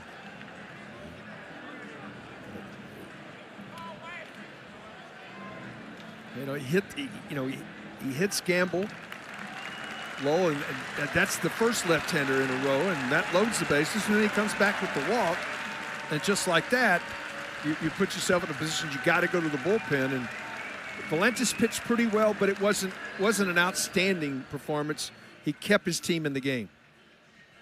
So let's recap, see how we got to this point. Oklahoma wearing out that opposite field against Dylan Valentis, and this is back in the second with Willits, LaChance, Dickerson leading to Branch and Walk, both driving in runs. So we get out to a 3-0 lead, and then with 2 outs, Carson Tinney goes big fly, 111.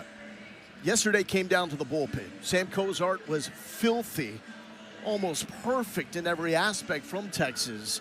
OU's bullpen really struggled. This is now in the hands of both of these bullpens. We see OU with the opposite field hits.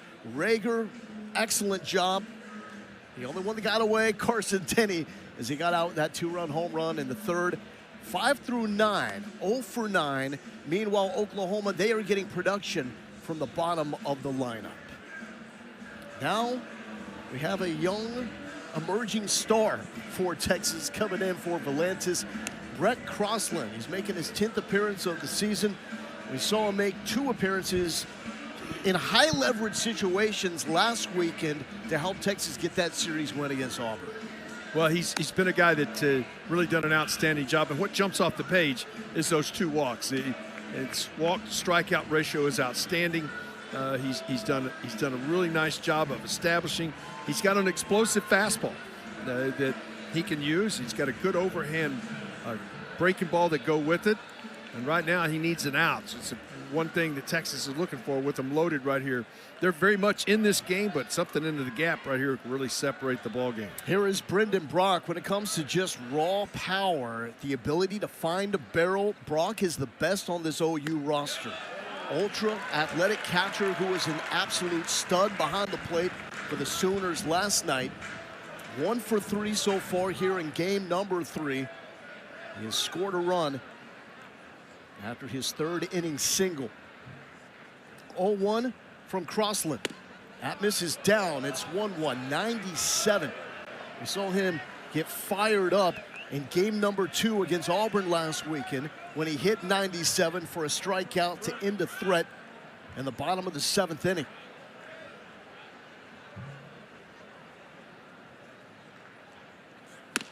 Brock swings through it, and it's 1-2. Huge pitch coming up. Well, he's a big man. He creates that tilt and it goes downhill. And, the ball, it's hard to get on top of it. Plus, he's got great velocity. A 1-2 from the big fella. Filth! And Crossland gets out of it. OU does add another. Now they need to hold on with a 4-2 lead as we go to the bottom of the 6th inning here in Austin. As we go into the bottom of the 6th inning. A Game 1 shutout. It's the largest shutout in series history. A run rule at that. Game 2. Texas won in extras after OU led 3-0 after 6 innings. Texas had 1 hit through 7. Got their second run in that game before they even got their second hit. Longhorns have clinched the series. Now trying to get the sweep. And if you have not had the opportunity to enjoy this young man, watching him hit, have fun with this. Aiden Robbins is 0 for 2. But he is a barrel monster. 9 home runs on the season. Had 3 of those last week against Auburn, missing a 4th by inches. And is one of the top transfers into the SEC from Seton Hall.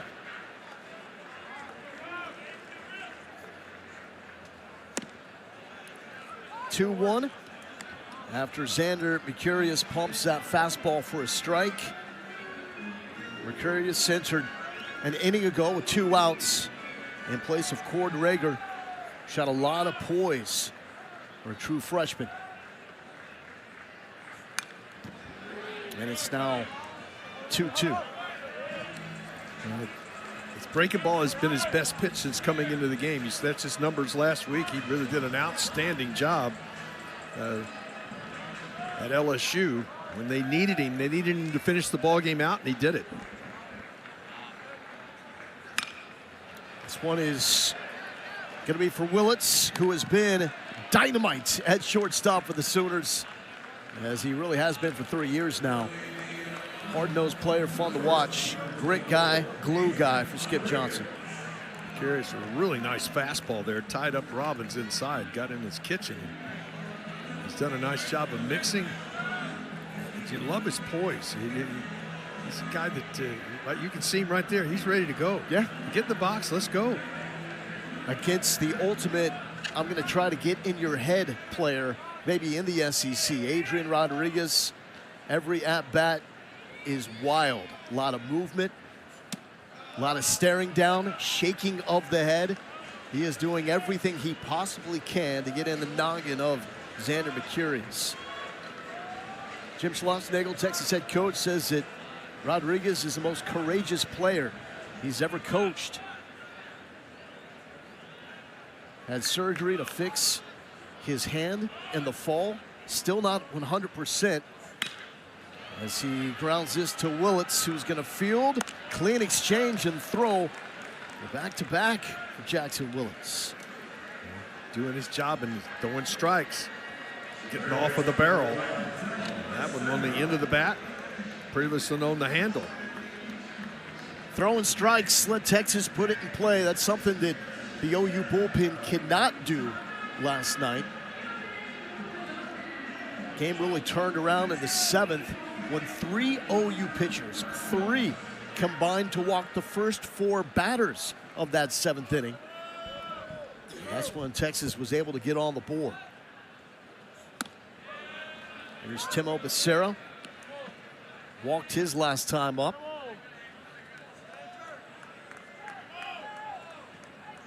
Becerra was also one of the heroes in the walk-off win. Led off the 10th with a single. Took second on a wild pitch. Ashton Larson would then drive him in with a single to left field, and the celebration ensued.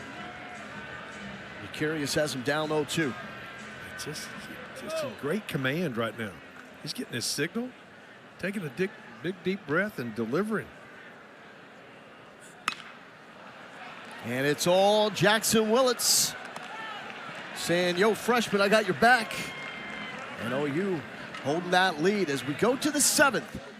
4-2 Sooners.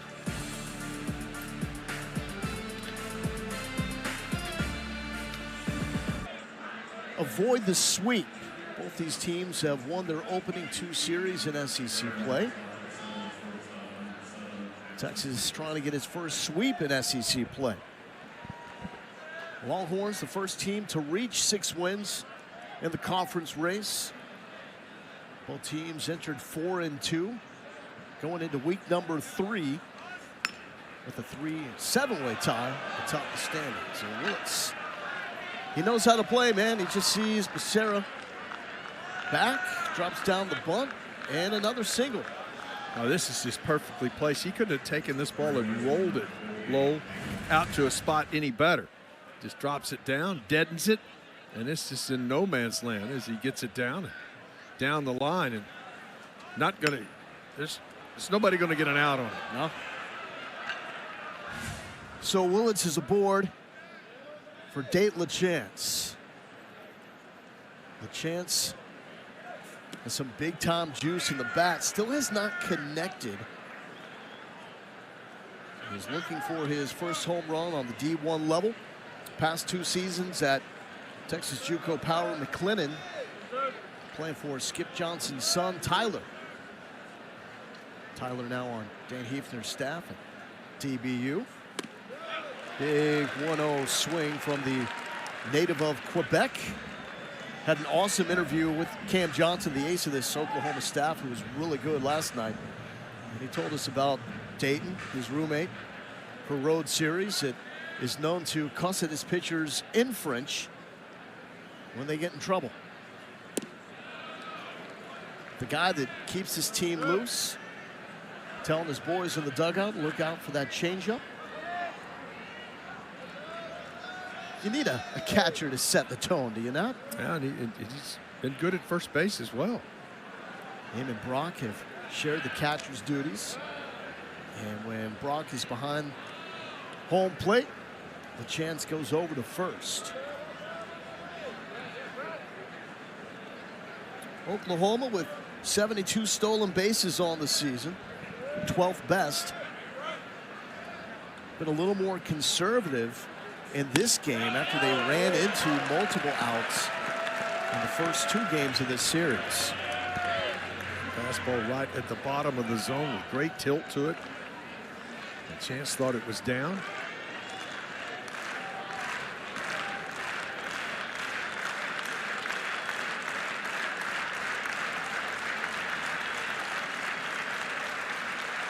Two. Bottom of the zone, 97. Crossland got him. What a spot. Well, previous pitch is there as a hitter. If he's going to call that, and he comes right back with it, almost in the identical same spot, you know you're going to have to swing. He backs it up and gets the strikeout. Look at the big breath from Crossland to gather his composure before taking on another freshman in Alec Blair. Blair had a single his last time up. Hits this to center. Robbins will not be able to get to it. And it's a single fest. Catches it a little bit on the end low, but boy, nice level swing in the strike zone. You can see him right there, just a little bit out on the end, and it really deadened it right there. But he's made an outstanding catch and play in this series already. You can see, and those left-handed hitters, big, tall left-handed hitter, he's going to have some power at some point. He's got some hoop skills as well. My man Paul Biancardi had him ranked number 59 overall in this year's freshman class. Played 1 game for Porter Moser and Boomer Sooner before deciding to focus exclusively on baseball. It was number 52 on MLB.com's draft rankings going into last year's draft. Decided to withdraw from consideration to play for Skip Johnson. Here's Drew Dickerson. He's been really good. 2 singles. 11 singles in all. Those are all the hits that Oklahoma has. They've pretty much put on a clinic on every way you can come up with a single. We've had opposite field singles, we've had pull side, we've had infield singles, and then we had the Willetts bunt. Am I leaving anything out? Is there another way to get a single? No, they have 11 of them. 1-1 to Dickerson. Big cut from the DH. 1-2, composure from Crossland. with 2 on.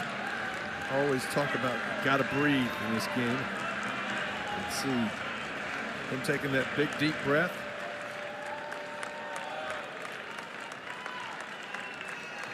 The 1-2.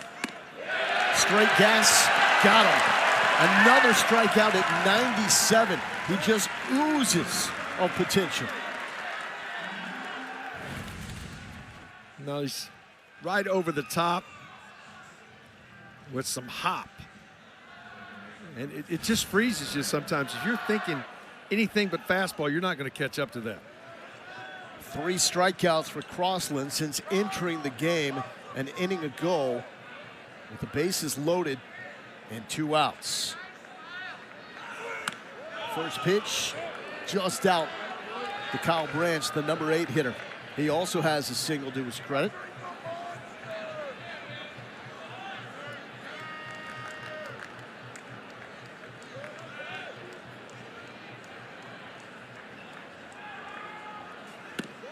Branch was one of 3 OU Sooners with multiple hits through the first 2 games. And all 3 of those players only had 2.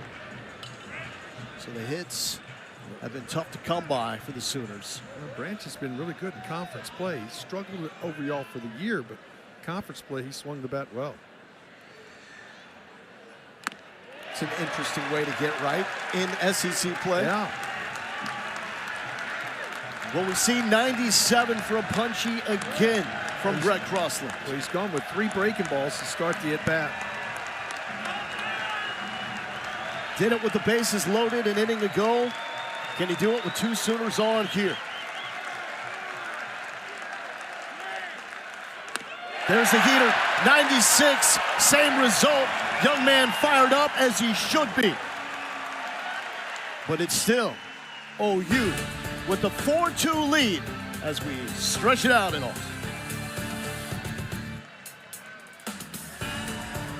Anything that necessarily surprises or stands out to you, Keith? Well, I mean, Kentucky's a good ball club, so that's not a surprise that they're 5-3 at this point. It was 7 teams tied for first at 4-2 going into week number 3 as the Pac-Man comes up with a late single to left field. Anthony Pack Jr. leadoff knock. Well, nice job, comes in, good approach, fastball away, doesn't think about pulling it. The shift is on. I'll just go the other way and get a base runner. Here is Casey Borba. Drove in 6 in game number 1. Was clutched last night as well. Looking for his first hit here in game number 3.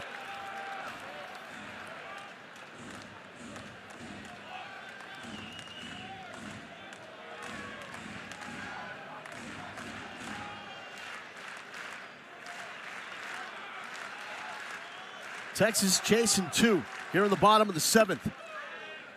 And in there for a strike from Xander Mercurius. He has stayed down. He hasn't made any mistakes up in the zone other than the first pitch to Pack to start the inning.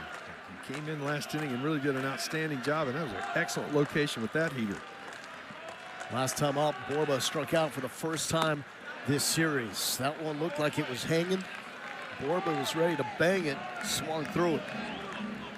He just had enough off of it that Borba was out in front of it.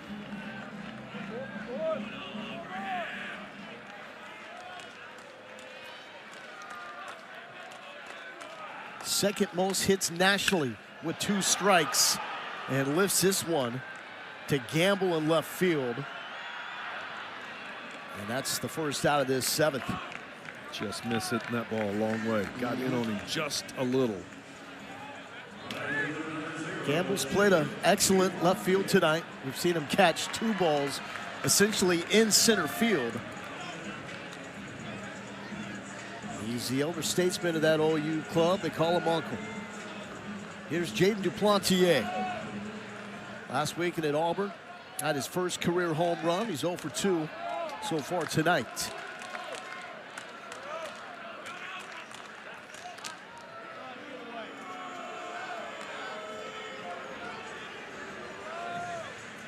And look who is on deck, the hero from game 2. Ashton Larson is getting ready to pinch hit. He had the walk-off single to left in the 10th inning last night. That's in to Duplantier.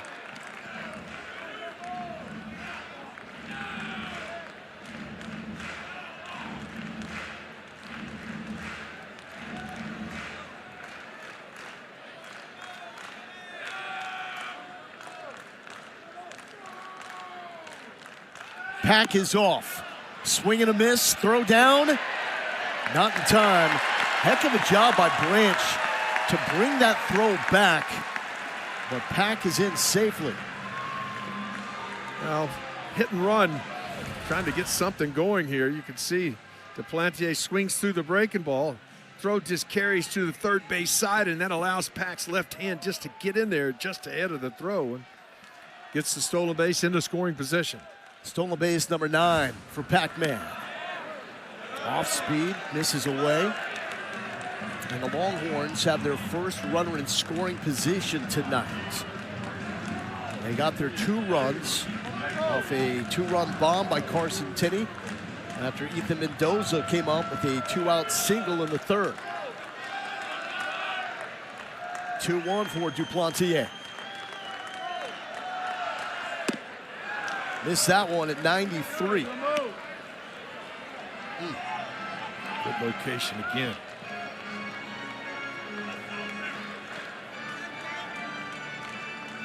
He goes back to the slider right here. I think it sets up for it.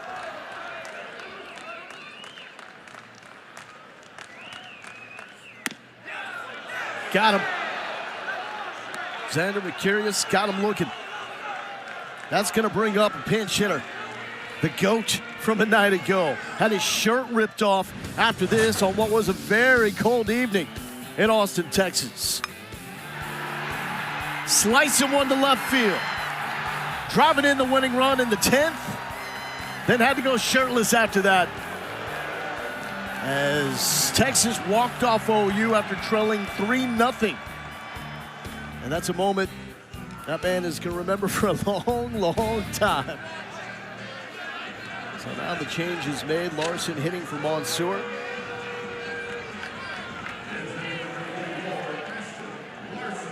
Well, you have an open base here, so you can pitch carefully here, but you don't want to. You have a right-hander, Mendoza, at the top of the order behind him, so, but you don't want to put the tying run on base, so you're going to make your best pitches to Larson here.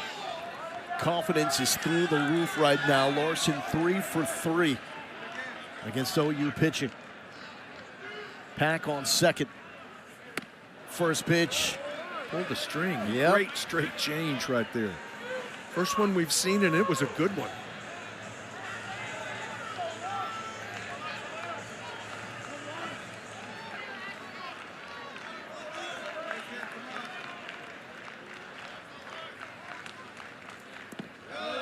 Came right back with it, too. Do you like back-to-back changes? I do. I mean, you know, as a hitter, you think, well, he's not going to do that again to me. Yeah, I Reverse am. psychology? Yeah, I am. I love double-up pitches.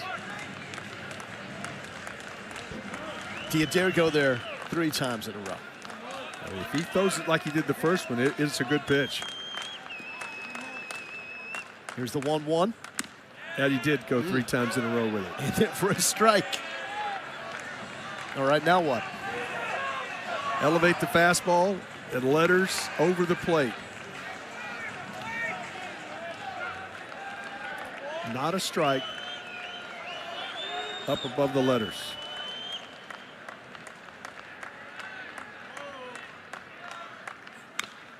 Ooh, did he go back to it? A little breaker? I think that was a that the breaking ball change? that time.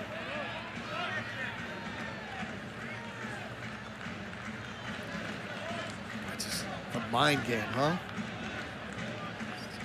Young freshman's got great mound presence. Larson, the transfer from LSU, won a natty with the Tigers. Down 1-2. Has not seen a fastball from Mercurius. And he was able to foul that one off. But the freshman Xander Mercurius showing great composure. Well, he knows he made a mistake with that one there, but got away with it. You can see him sort of said, all right.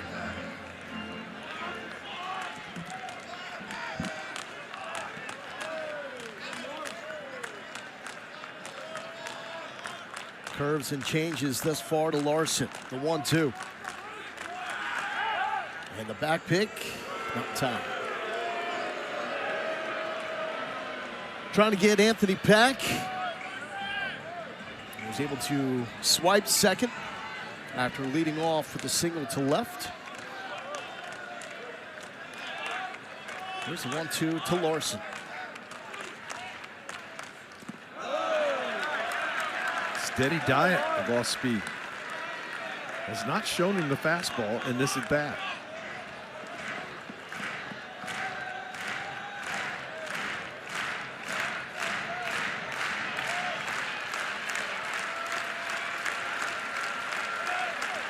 Two, 2 outs. Longhorns down 2. Larson to right field. Blair, the long run, foul. They went back to the changeup, left it up. Larson stayed back a little better this time, but just still got enough out on the end to hook it. There is no breeze right now, so the ball's going to move pretty well. That was a mistake that you got away with because you left that one up. Is there a danger to sitting off speed here if you're Larson and that's all you've seen? Well, I think you got to. I think you got to go think the other way. That keeps you back on the changeup, but you're ready for the fastball. Great battle. Larson fouls it off himself. That doesn't feel good.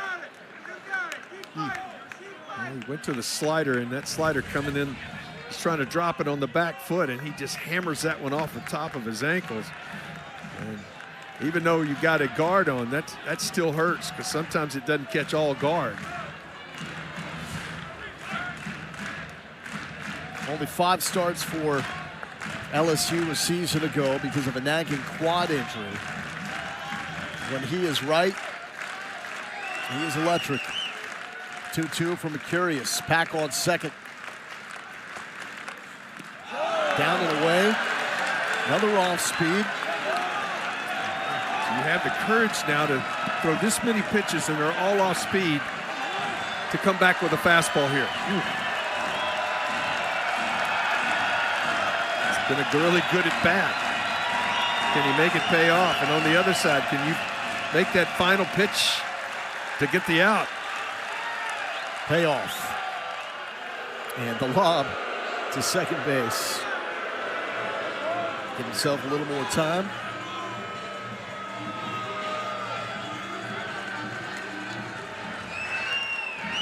What a battle.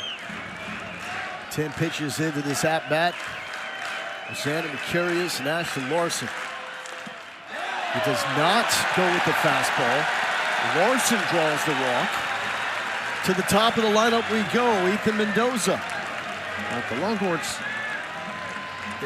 if the Longhorns find a way to come back and score this inning, you're going to look back at that at bat. That was just a fantastic at bat from Larson. This was Mendoza last night in the 9th inning. Outfield playing in because the wind blowing in. Mendoza comes up with a ball that was laced, went all the way to the fence. He motored around to third. First triple of the season. And that is the man that will eventually be driven home. Helps send this game to extra innings in game 2. And Mendoza 1 for 2 so far here today. He's also drawn a walk. And the walks come back and bite Oklahoma again. 12 of them last night. And this is out of the zone. Ball 1 to Ethan Mendoza. Pitch count getting elevated a little bit now. This will be the 34th or 35th pitch of the game right now.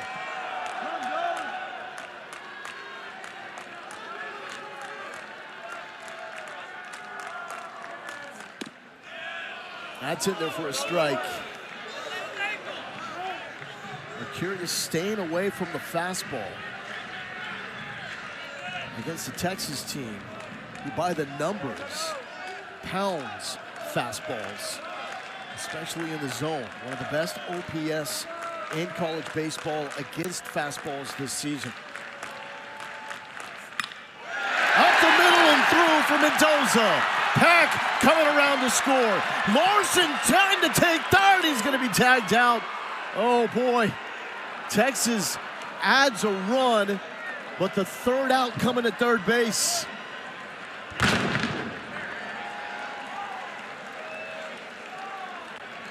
Well, you got to hustle, and good thing Pack was coming all the way to the plate and hustling well, because this is a base hit to center, and instead of going to the plate, they go in front of the runner, and Larson gets out, but Pack scores.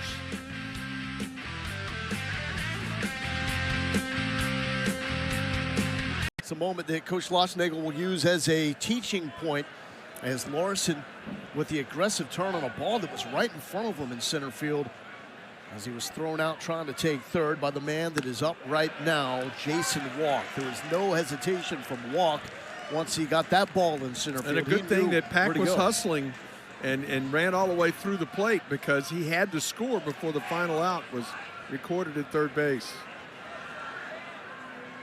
And keep in mind, too, the next man up is Carson Tenney.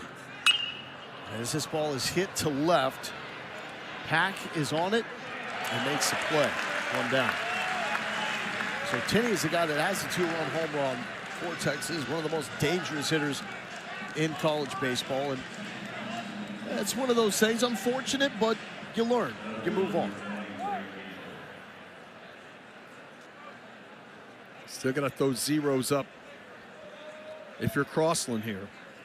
Who has been awesome, by the way. The job that he has done, combined with Cozart out of the pen, has been brilliant. Top of the lineup, Trey Gamble is down 0-1. He's 0 for 2 today. Cozart, last night, 3 innings pitched, coming in for Luke Harrison. No hits, no runs, 3 strikeouts, no walks. Not too bad for the freshman that looks like he's 39 years old. Well, he was good last night. I mean, these two freshmen are grown men, Cozart and Crossland. Big dudes, nasty stuff, and they ain't phased by the moment. 0-2. And that misses up and away. Here's Cozart. Size 18 shoe and all. I believe he got the win last night as well. He did, yeah. From High Point, North Carolina. His dad, the former head coach at that D1 program. 25 pitches in to Brett Crossland's performance. And he's throwing strikes. It's been the difference in this series. Texas bullpen has thrown strikes. OU has struggled in that department. Ruger Riojas got the start for Texas in game number 1. He was awesome. Complete game shutout and that run rule win. So 7 innings pitch, and there is Ruger.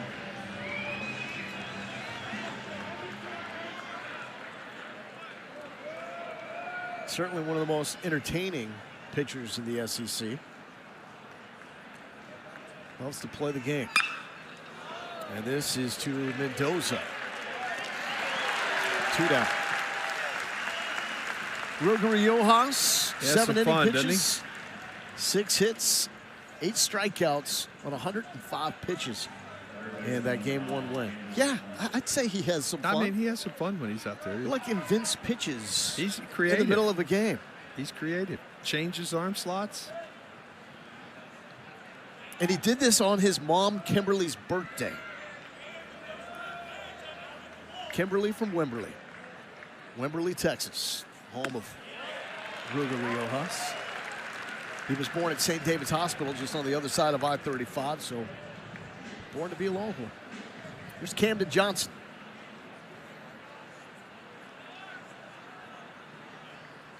From Bernie, Texas.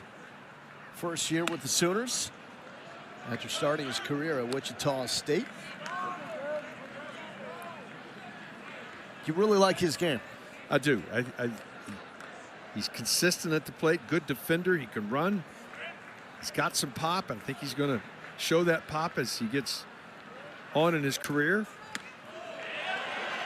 Painting there, 94 from Crossland, got the strike. And he is a real threat if he gets on base. Crossland, the freshman, 6'5", 255. A fastball 97, 96 has been the put-out pitch. Oh, going over the top of the breaker, 72, misses up. Just to keep you guessing a little bit.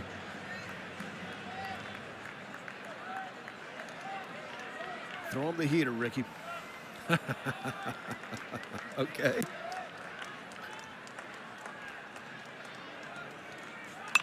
There it is. I mean, you won't Vaughn? Oh, man.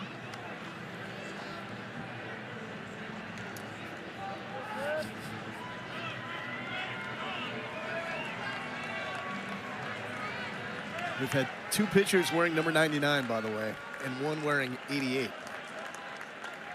I think Rick Vaughn would be proud of that. That's that a hurt bouncer. Tenney. That caught him as a catcher. Sometimes you're just back there. That took an odd hop. Got a piece of him that time. It always happens to you when you're a catcher, when you're the leadoff hitter next inning. So we're going to have a long to allow the pain to go away. Tenney's been clutch as the backstop for the Longhorns. 3-2. And this is rifled through the right side. And Camden Johnson is aboard. And the single fest continues. Oklahoma refuses to hit for extra bases. It's almost like they're proving a point here. We got more SEC baseball coming your way tomorrow afternoon. Florida and Arkansas, 1 Eastern on SEC Network.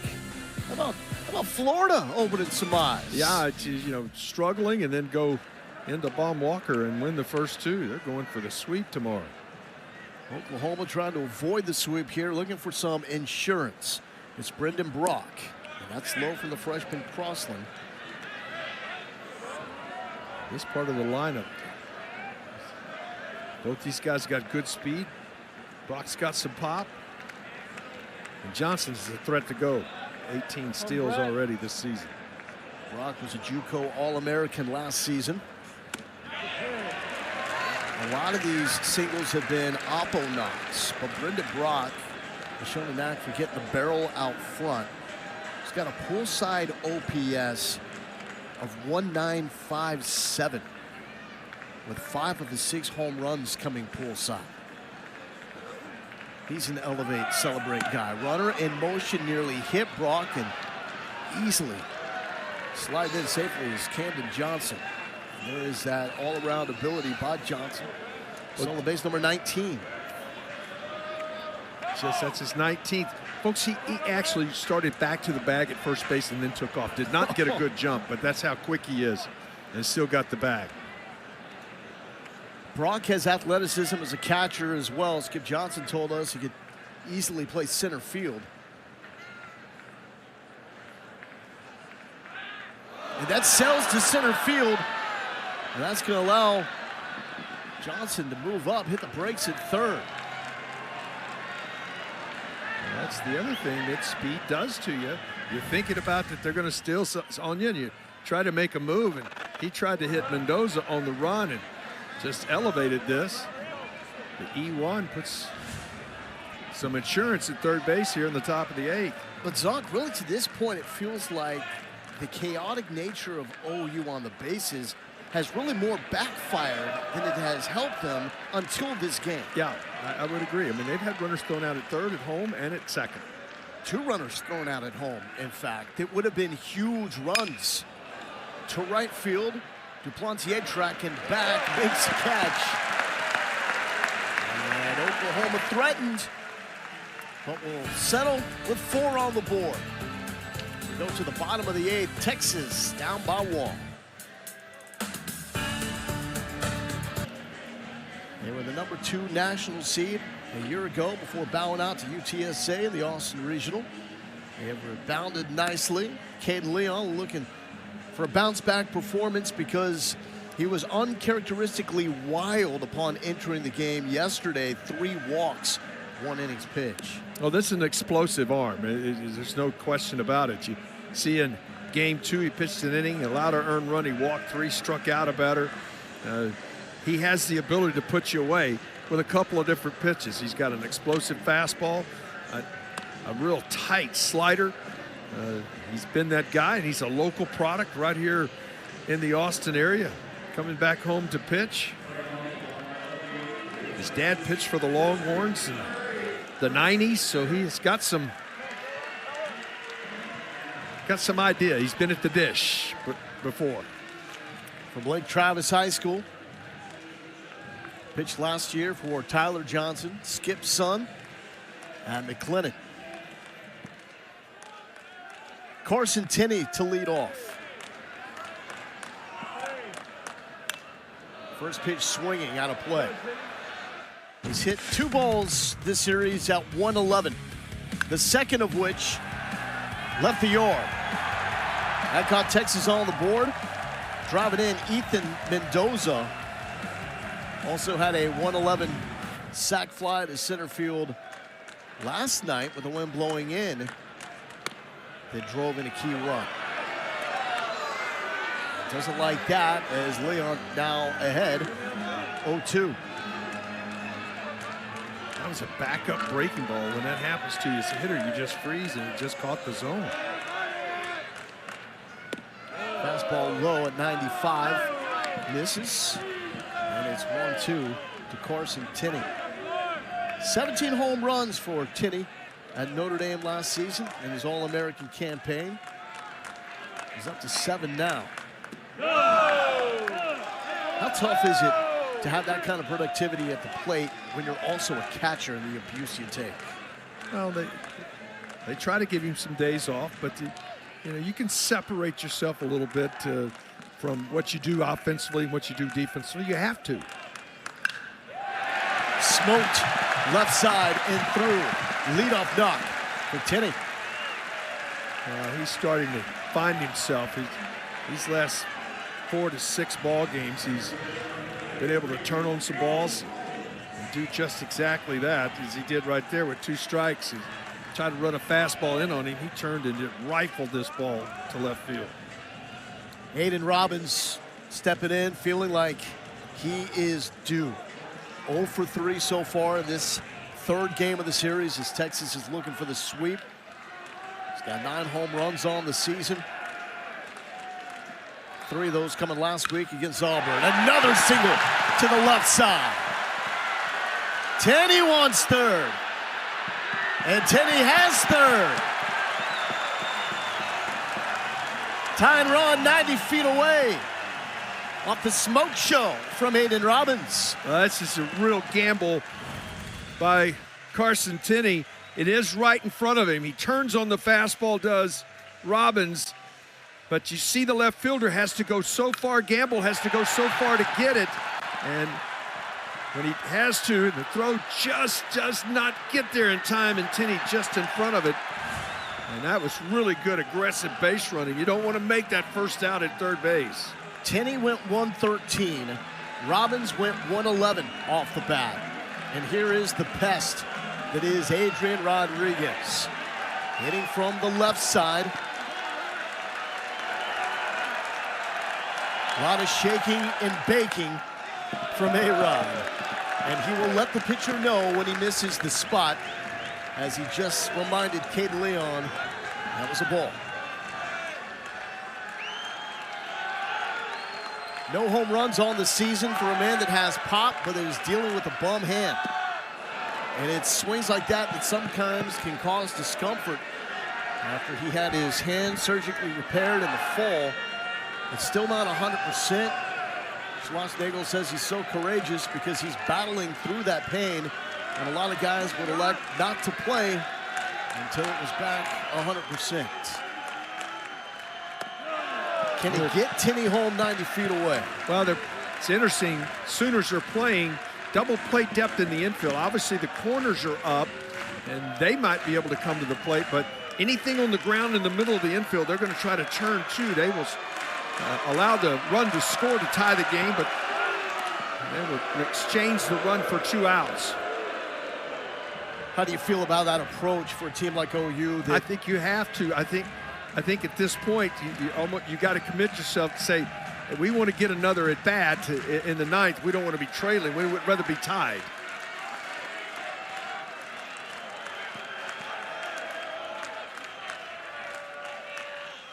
Rodriguez swings through another.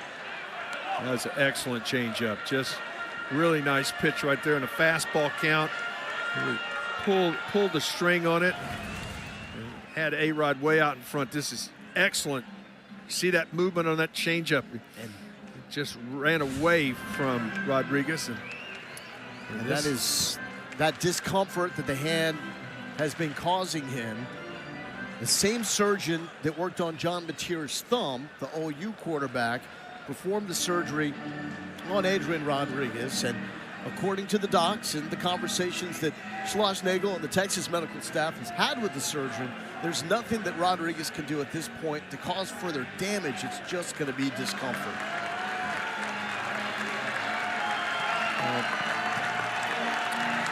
He's really shown some courage to play through it, because it hurts him an awful lot on both sides, either right-handed and left-handed. Enormous pitch for Caden Leon here. Rodriguez still fighting. Sophomore from Flower Mound. They do some good baseball in that part of the state.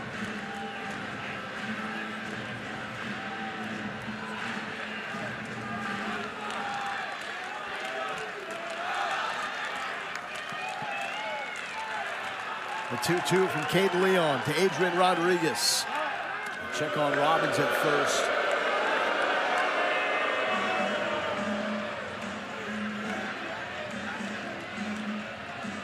OU scored first. They've only lost 2 games this season when striking first. One of those losses, however, was last night.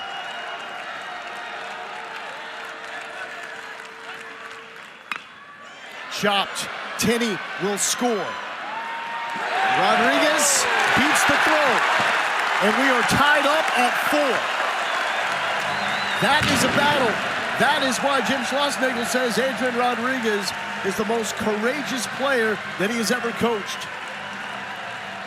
In pain, 2 strikes, finding a way to put it in play and book it down the line. Well, he knew when he made contact here, he was going to have to go. You can see he put his head down, never looked at anything except trying to get to that bag, and just ahead of the throw.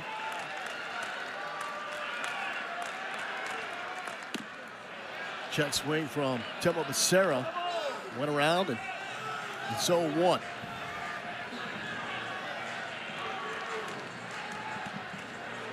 Texas finding a way to claw back. Second straight day that Texas has been able to wipe out a 3-0 deficit. Tied it in the 9th last night. They've tied it here in the 8th today.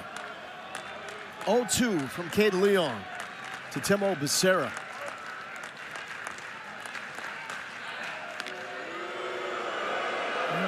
With 2 strikes, no 2 count, not sure you'll see Rodriguez, who can run and steal a base, go, because if you were to get Becerra out, Pack, a left-handed hitter. If you steal second, there's a chance Skip Johnson would walk Pack to get to a right-handed hitter.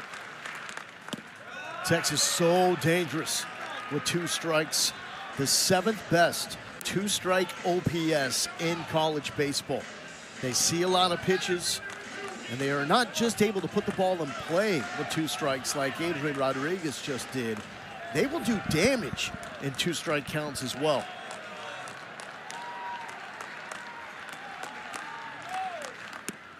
And this is a strikeout from Leon. That's a good breaking ball right there. Really good spin rate on it. And Becerra out in front. And it will bring up Anthony Pack. Singled his last time up. Came around to score off the bat of Ethan Mendoza. Pack has had some clutch plate appearances, even though he's just a freshman, just foul.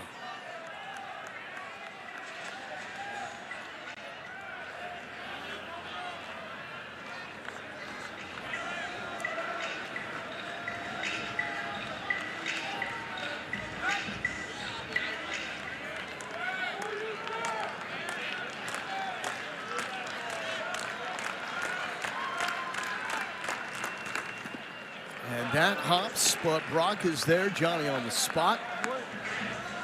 Fun to watch this athletic backstop for the Sooners.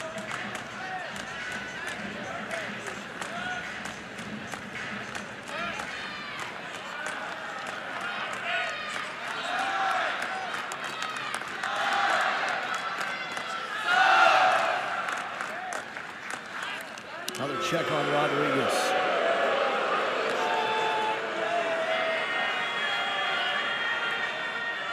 Rodriguez 8 for 9 in stolen bases this season.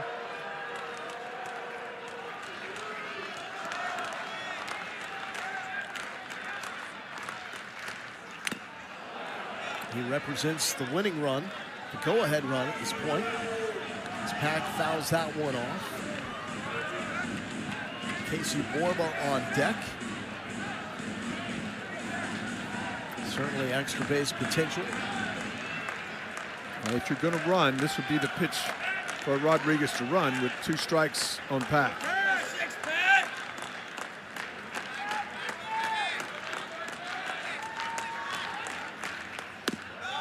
That's down, and it's 2-2. Pack no stranger coming through 2-out situations coming into the series. Led Texas with 15 2-out RBI on the year, 27th most in college baseball. And Keith, you know, he's just getting started as a freshman. He's been really clutch. He's got 26 hits on the season, Lowell. He's driven in 25 runs. He scored 30 runs. So that's production with 26 base hits. I'll go along with 21 walks. Yeah, one of the walk leaders in SEC play. And for a freshman to have more walks than strikeouts in a conference as difficult as this says a lot. Full count. Rodriguez will be off with the pitch here, so it's an advantage on anything that gets into the gap.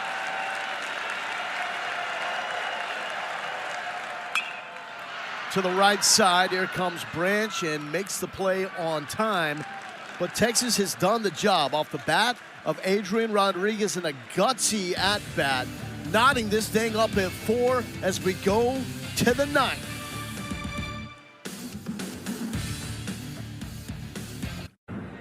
Texas looking for the sweep. They have battled back from a 3-run deficit for the second straight game, tied it up at 4. And we'll go to the bullpen after Brett Crossland was fantastic. It's Hayden LeFew, the little intimidator from Kannapolis, North Carolina, home of the intimidator, Dale Earnhardt. He's been really good out of the bullpen. You see his numbers, his 7th appearance. He's only allowed 3 base hits. He's only averaging 2 strikeouts an inning. And so he has come on here. Back into the bullpen for Texas over the last 2 weeks. Has had some struggles. They've used Crossland and Cozart over the weekend. So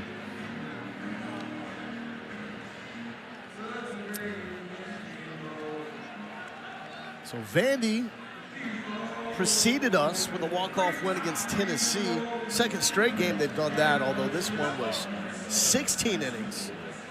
We went to the 10th inning last night when Texas walked it off. Will this one require an extra frame or more? Jackson Willits, nitty-gritty, has played a fantastic defensive shortstop for the Sooners. Looks at strike 1 from LeFew. Willits with a trio of singles tonight, including one bunt. And this to center field. Tough play for Robbins. Makes it look really easy. Just a little gallop and into the glove. So hung up in the air, gave him a chance. Speaking of, here it's we go. Dayton LaChance against Hayden LaFew. What do you got for me here with the La matchup? I don't know. I played Montreal. They speak French. That's all I can tell you. LaFew, LaChance, the matchup you've been waiting for. Now, Hayden goes by Bubba. As a kid from Kannapolis, North Carolina, should go by. Not sure what Dayton LaChance's nickname is. Now, he's the guy that typically is probably giving his teammates nicknames, and you just have to be okay with that because he is the enforcer on this team that also keeps everybody loose and in high spirits. And he's a guy that has got good power. It just hasn't had one. You make a mistake to him, he might be able to hit it a long way. 0-2 misses in. The chance has yet to connect on a home run in his first season playing for Skip Johnson at OU. Who will have the late inning magic in game 3?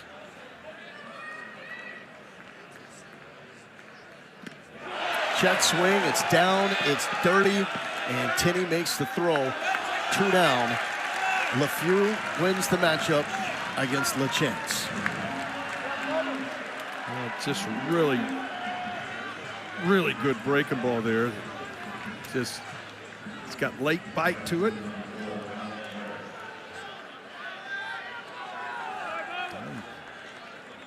Here, you just look at it. As a left-handed hitter, you come to the plate, you see a guy like this, the first thing you're thinking about, I got to make sure he gets it up because anything down is going to be difficult to connect with. Here's Blair. Big cut.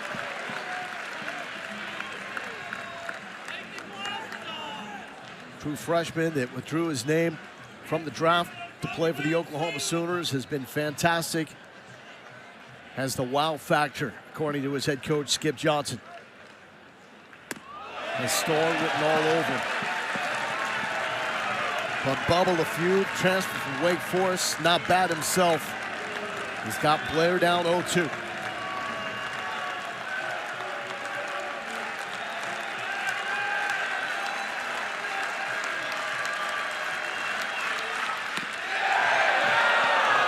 Low and away, 1-2. That's about 8,000 umpires here, including the 2 front rows right behind home plate. You'll see him get up right. Come on, front guys. Get right there. Oh.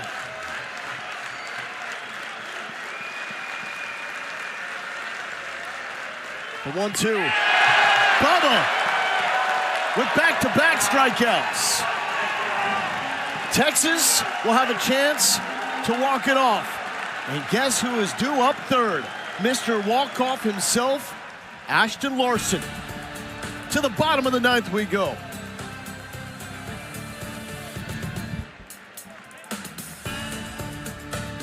To the bottom of the 9th. Texas trying to walk it off and sweep OU for the first time since 2014. The Longhorns have already secured the series win. Jason Bowden now needs to throw up zeros. Bowden was in this spot upon entering the game last night in the 7th with Borba, the first batter he faced in the 7th spot. Bowden proceeded to walk 3 straight batters. That was 4 straight for OU pitching to start that inning. So that third walk from Bowden led to a run. Texas was able to then walk it off in the 10th. Casey Borba has been smoking hot. 8 home runs. He's driven in 6 this series, and they all came in game number 1 when he went 3 for 4. the right-handed hitter. This Bowden who's got a really good breaking ball, but strikes. Got to get strike one. So Borba saw Bowden last night, drew a walk.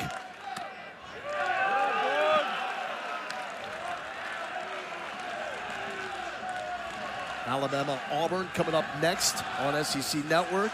Currently underway on SEC Network Plus.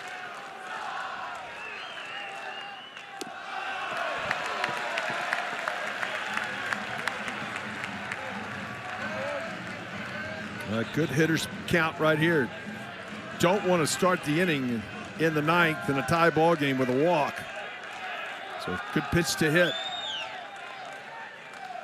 Bowden struggling with his command again.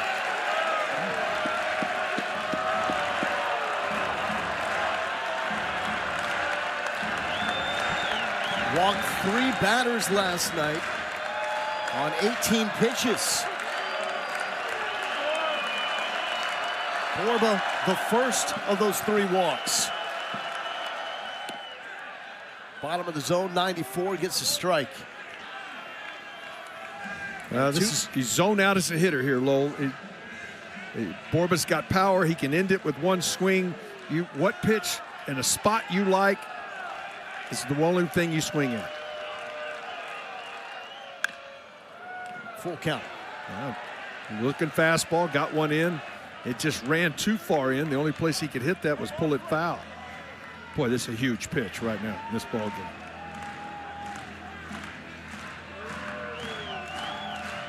"19 games in a row reaching base safely. 0 for 3 in game 3. 3-2.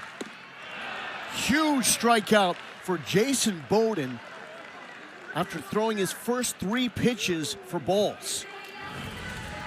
This comes back and listen, look at that sink. This ball moves a good 5 to 7 inches right at the bottom of the zone.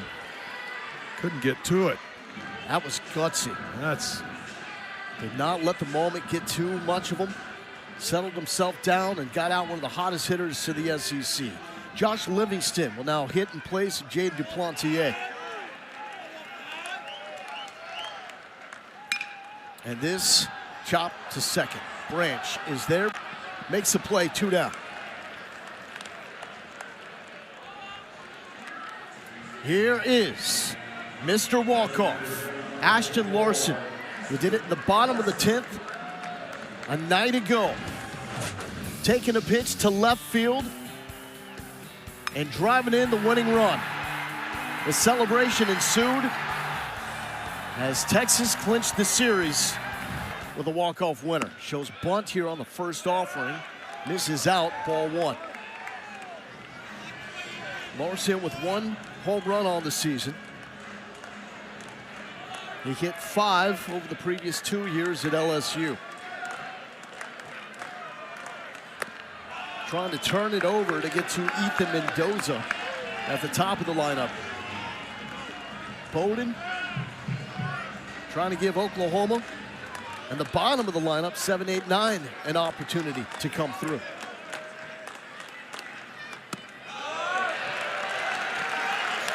Don't want to mess around with the command here with Mendoza, Tenney due up. 3-0. He battled back from this deficit to strike out Casey Borba. Can he do it again here to Ashton Larson? That's in there for a strike. And again, you zone out 3-1. Larson uses the whole field. But you're thinking extra base hit right here to get yourself in scoring position. To left. Gamble on the run. Out of play by a couple of feet.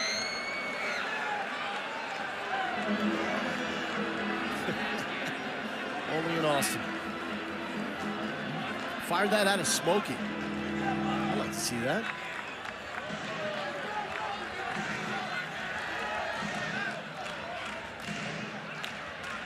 Sooners faithful. Made the trip here to Austin. Sure, a lot of them parents watching their boys in this heated rivalry game. This is a fantastic Oklahoma team and program.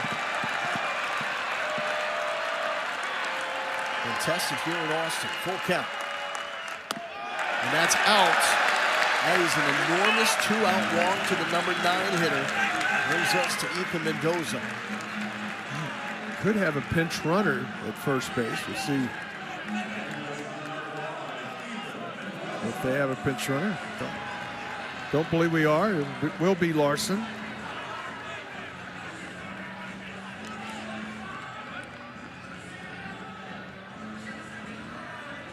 Ethan Mendoza. A couple of singles up the middle.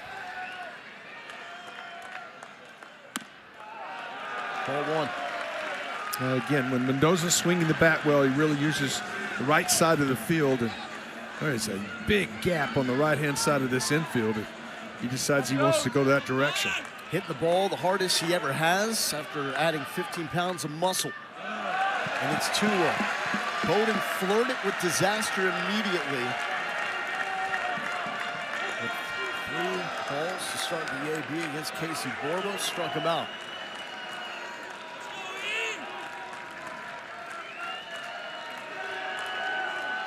Here's the 2-0 to the dangerous Mendoza, in there for a strike. Mendoza does have the ability to leave the yard, 5 home runs this season.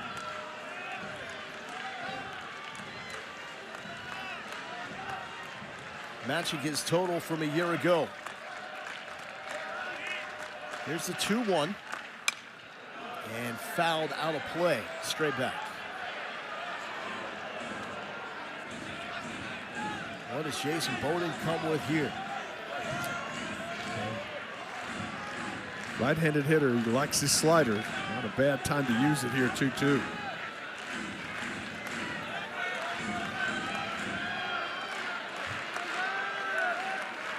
Short lead for Larson at first. Oh boy. That was the slider, just not even close. Brock has done a fabulous job at catcher and saved Larson from moving up the scoring position. Full count. 2 outs, tie game. Bottom of the 9th for Ethan Mendoza. Runner is off. Mendoza chops it foul.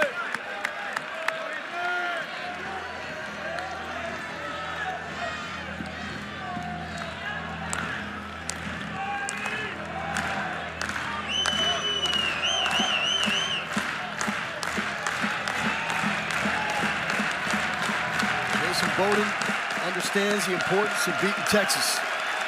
Started his career at Texas A&M, year number 2 at OU, and gets the pop. Johnson, tough play but makes it.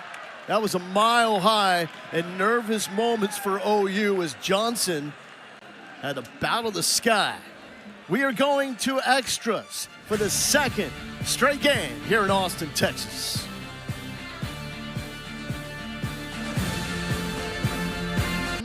Here's the history. First time in series history that we've had back-to-back extra inning games. Texas won game 1 in the 10th. OU will try to get a run here, maybe 2. Hold on to that to win this one in the 10th. Back-to-back extra inning thrillers on SEC Network as well. We were delayed getting this game to you because of that amazing 16th inning walk-off by Vandy over their rival Tennessee. This is what you want with rivalry baseball in the SEC. All you can get here as Drew Dickerson leads off for OU.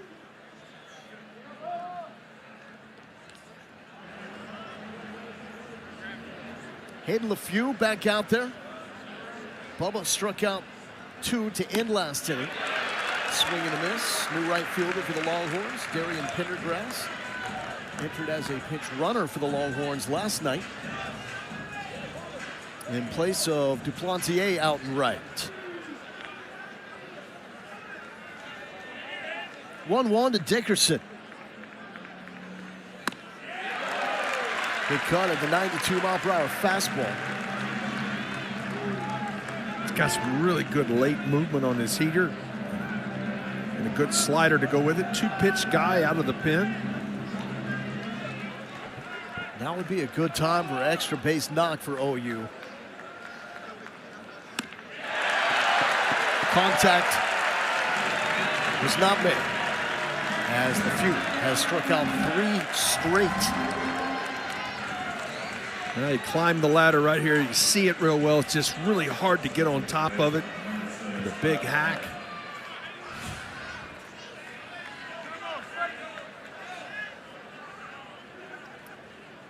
It's an OU offense. It was hitting 196 in their last 5 games. Only 9 teams worse in that stretch. As Branch pops it up, Mendoza has it. They have broken out of that slump with 12 hits, but they're all singles, which has limited the amount of runs on the board. Have not scored since the 3rd inning when Dickerson drove in a run to make it 3-0. Pardon me, they would then add in the 8th. As Jason Walk looks for some magic in the 9 spot. Becerra reaches down, makes a throw, and another efficient inning for Bubba LaFew. And we go to the bottom of the 10th. Teddy Robbins Rodriguez 2 off the Horns. Had a sharply hit ball to left field at 113 off the barrel his last time up. Would come around to score. Tie this thing up at 4. Jason Bowden back to work. And starts off with the ball.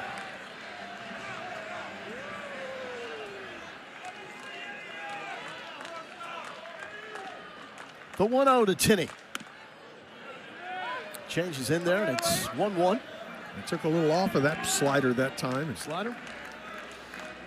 It looked like a change, but he drops down a little bit with his breaking ball and gets it to come across the plate. It's not much of a dip.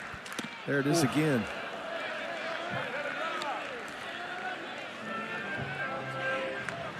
Well, whatever it is, it's got good spin rate. It's working.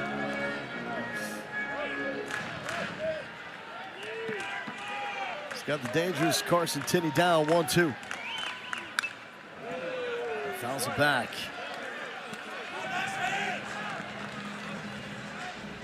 Texas has come up clutch. 2-strike hitting. All series long, really.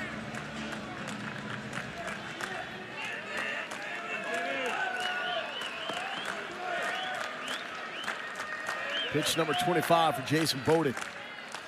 That's low. And it's 2-2. That's that 2-seamer that runs the other direction. He's got good movement to his fastball that direction. 2-2, he's going to come back with that breaking ball again right here.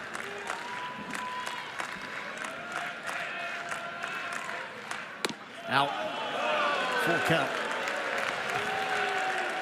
I don't think you mess around again, Lowell. I think you go right back to your best pitch, and that's his slider right now.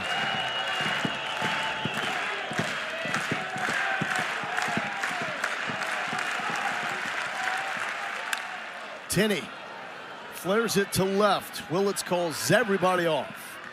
Big out for Jason Bowden and the Sooners. Not out of danger zone quite yet. Here's Aiden Robbins. Whippy, as you get with the barrel. Excellent hitter to all fields. And confident, on the verge of cocky. The guy that opposing fans love to hate. He learned that in the series at Auburn. And he was going back and forth with those Tiger fans out there at center field. Yeah, the defensive misplay led to the walk-off win in game 1 of that series, but came back strong with the bat in game 2 with a couple of home runs. Loves the pressure, embraces that villain role. But what's the change that you've noticed here with Robbins? I want to see if you've picked up on this. He's got a different bat. The eye black. Oh my goodness. Sells over the head of Robbins.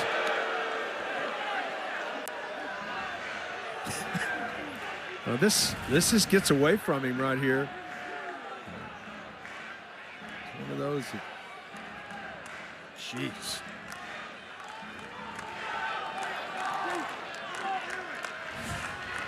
Man, this game is so tough. Now you have to stand in. This one. Willits ranging, showing it off again. Jackson Willits has dominated at his shortstop spot here for the Oklahoma Sooners. Wow. Well, that's just an outstanding play. Second one of the ball game. It just can't be made any better. You got to catch and throw in the same motion off of the end of the bat. Robbins gets down the line in a hurry and they throw across your body, and the accuracy to be able to do that is just really difficult. And that's the second one in the ball game right there to take a base hit away. Has made all the plays for Oklahoma. The sixth inning literally did. It was 6-3, 6-3, 6-3. All Willits. Here's Adrian Rodriguez. The highly entertaining, highly agitating, if you're pitching against him, Adrian Rodriguez. Really put together maybe the at-bat of the night, as he was down to 2 strikes in the 8th and was able to hit a ground ball to second base to drive in Tinney and book it down the line to avoid a double play and tie the game up at 4. No home runs on the season for Rodriguez. Certainly has juice in the bat, had 7 as a freshman last year.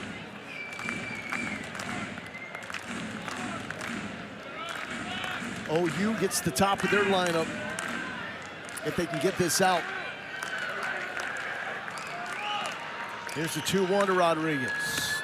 Way out.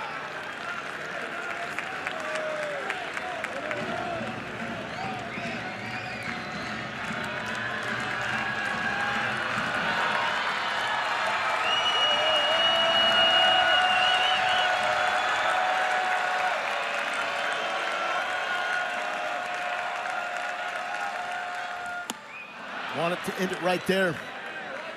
Everything into that swing. And the count is full. Ball was up. Could see it up. Just could not get on top of it.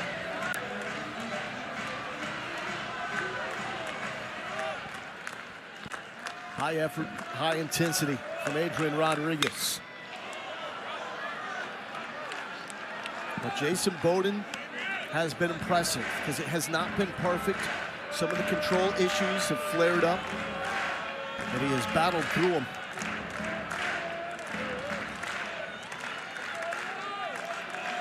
For what has been an outstanding OU bullpen. 3-2. And Rodriguez is on. It's going to bring up Timo Becerra. Becerra, the transfer from Stanford. 5 hits. 4 hits in the series thus far for Becerra. 0 for 3 here tonight, but does have a walk.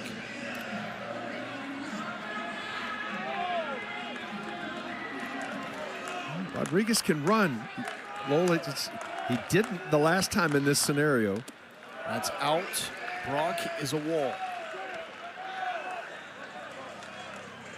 Right now, it would take an extra base hit to win the ball game, but if you can find a way to get yourself to second base, it boils down to a lot of different ways you can score.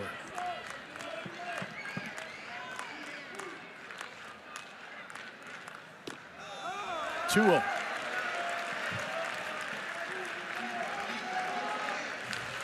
And Branch, LeChance converging on the mound as Skip Johnson strolls out.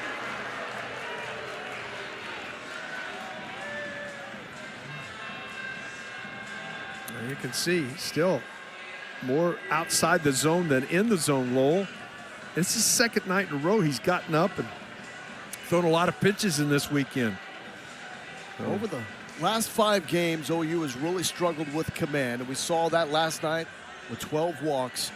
A 53.5 strike percentage over the last 5 games. Only one team in college baseball is worse in that stretch. And it's hard to win games when you're giving up free passes. Meanwhile, Texas has been fantastic drawing the walks. Coming into this game, since game 1 against Auburn, 46 walks drawn by the Longhorns.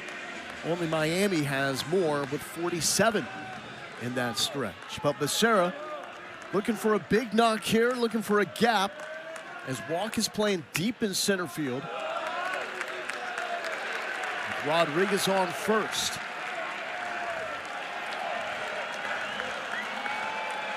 Take a strike here. Maybe 2.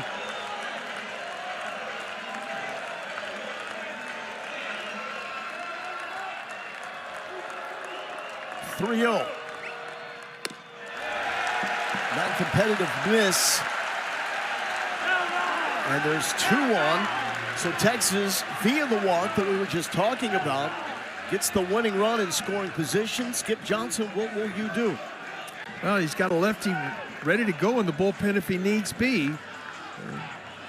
Haven't seen any movement out of the dugout at this point, but looks like he's going to stay with the right-hander here to face Pack. Anthony Pack Jr. A single tonight. Is also lined out to center field. He's been hitting the ball well. Freshman that is clutch. And another ball from Jason Bowden. Well, there is a gap on the left-hand side of this infield. Pack will have to wait. Yeah, I just felt like that there was going to be a move here to go to your left-hander and play the percentages of a lefty-lefty matchup here.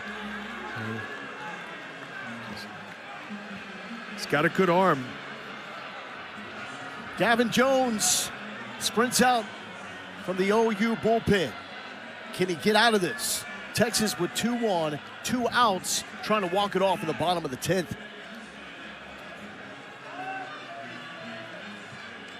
Jones for the 2nd straight night. Jones was the pitcher that gave up the walk-off to Ashton Larson last night. But his job here is to get Anthony Pack Jr. and get out of this inning. And before giving up the walk-off, that is what he was able to do. He struck out Pack Jr. last night in the 10th. Well, he comes on with a 1-0 count. They want to allow him to get loose. And Skip Johnson allowed Bowden to throw 1 pitch to Pack. It would miss, so it's a 1-0 count. So I don't think it changes anything that Jones will do. I mean, he's a power guy anyway. He's got a good live arm with a hard slider to go with it. So I think he'll still be in the same mode like it was an 0-0 count. Once again, untimely walks have haunted Oklahoma. 12 of them in all a day ago. 6 of them here tonight. But they just have allowed back-to-back walks to Rodriguez and Becerra, setting up Anthony Pack Jr. Coming into the series, Pack with 15 2-out RBI on the year, leading Texas in 27th most in college baseball. The 1-0 delivery, the first pitch from Gavin Jones. And that's down, and it's 2-0. Now, it does make a difference here as Pack can be setting on 1 pitch. Well, there is a significant hole again on the left-hand side of this infield as they have the shift on. As Willits is really up the middle.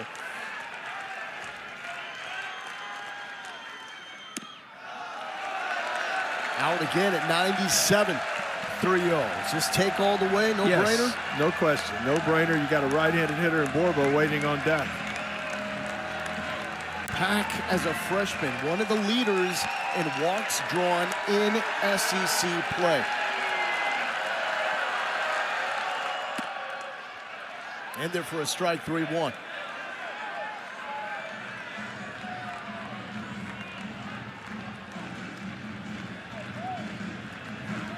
'24 against Kansas, the last time Texas with back-to-back walk-off wins.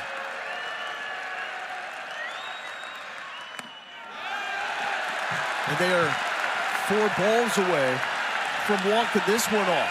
3 straight walks with the game hanging in the balance. Shades of last night. The 7th inning where OU walked 4 straight batters. Well, it just puts you in such a hole down. A wild pitch, a miscue of any kind, and the ball game is over. So you got to attack the zone, and you got to think about attacking more in the middle of the plate. Borba has not reached tonight. Trying to walk it off. Strike 1 from Gavin that? Jones. Yes. And goes off speed to get it. Big pitch right there. Bowden got the first 2 outs, then walked 2. Jones faced Pack, coming in with a 1-0 count, walked him as well. Borba, swing and a miss, and it's 0-2. Another good off-speed pitch. He's quickly ahead 0-2.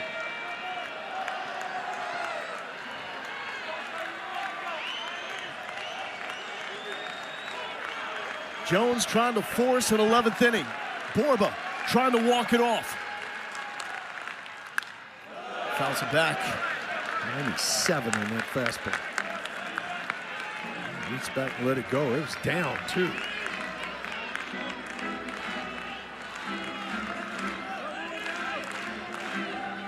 Texas trying to become the first to 7 wins in SEC play.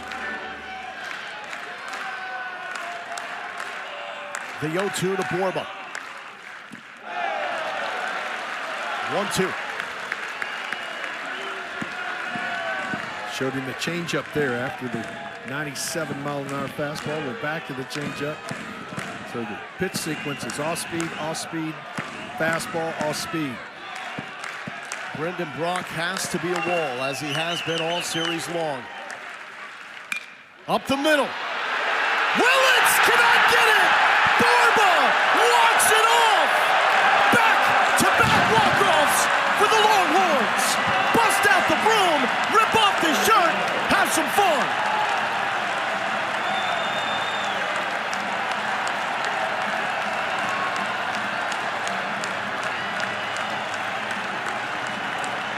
Well, you work the count as a pitcher to get ahead. He comes back, tries to come back to that off-speed pitch one more time, and Borba tries to stay in the center of the diamond.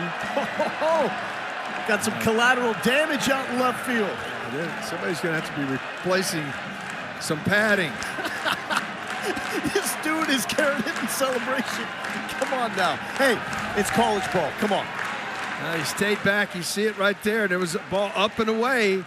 And Borba, they had semi-shift on as Willits is over to the left, just can't get there. I don't think he gets an out at second with Pack if he catches it.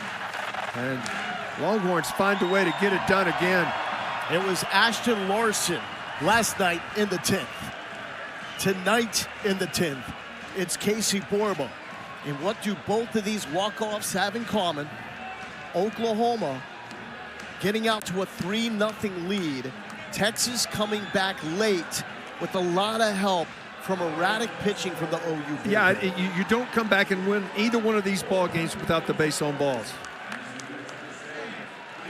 Texas, 7 wins in SEC play, the first to hit that mark as they get the sweep against their rivals, OU. For Keith Moreland, I'm Lowell Galindo. Coming up next, more rivalry baseball, Alabama and Auburn.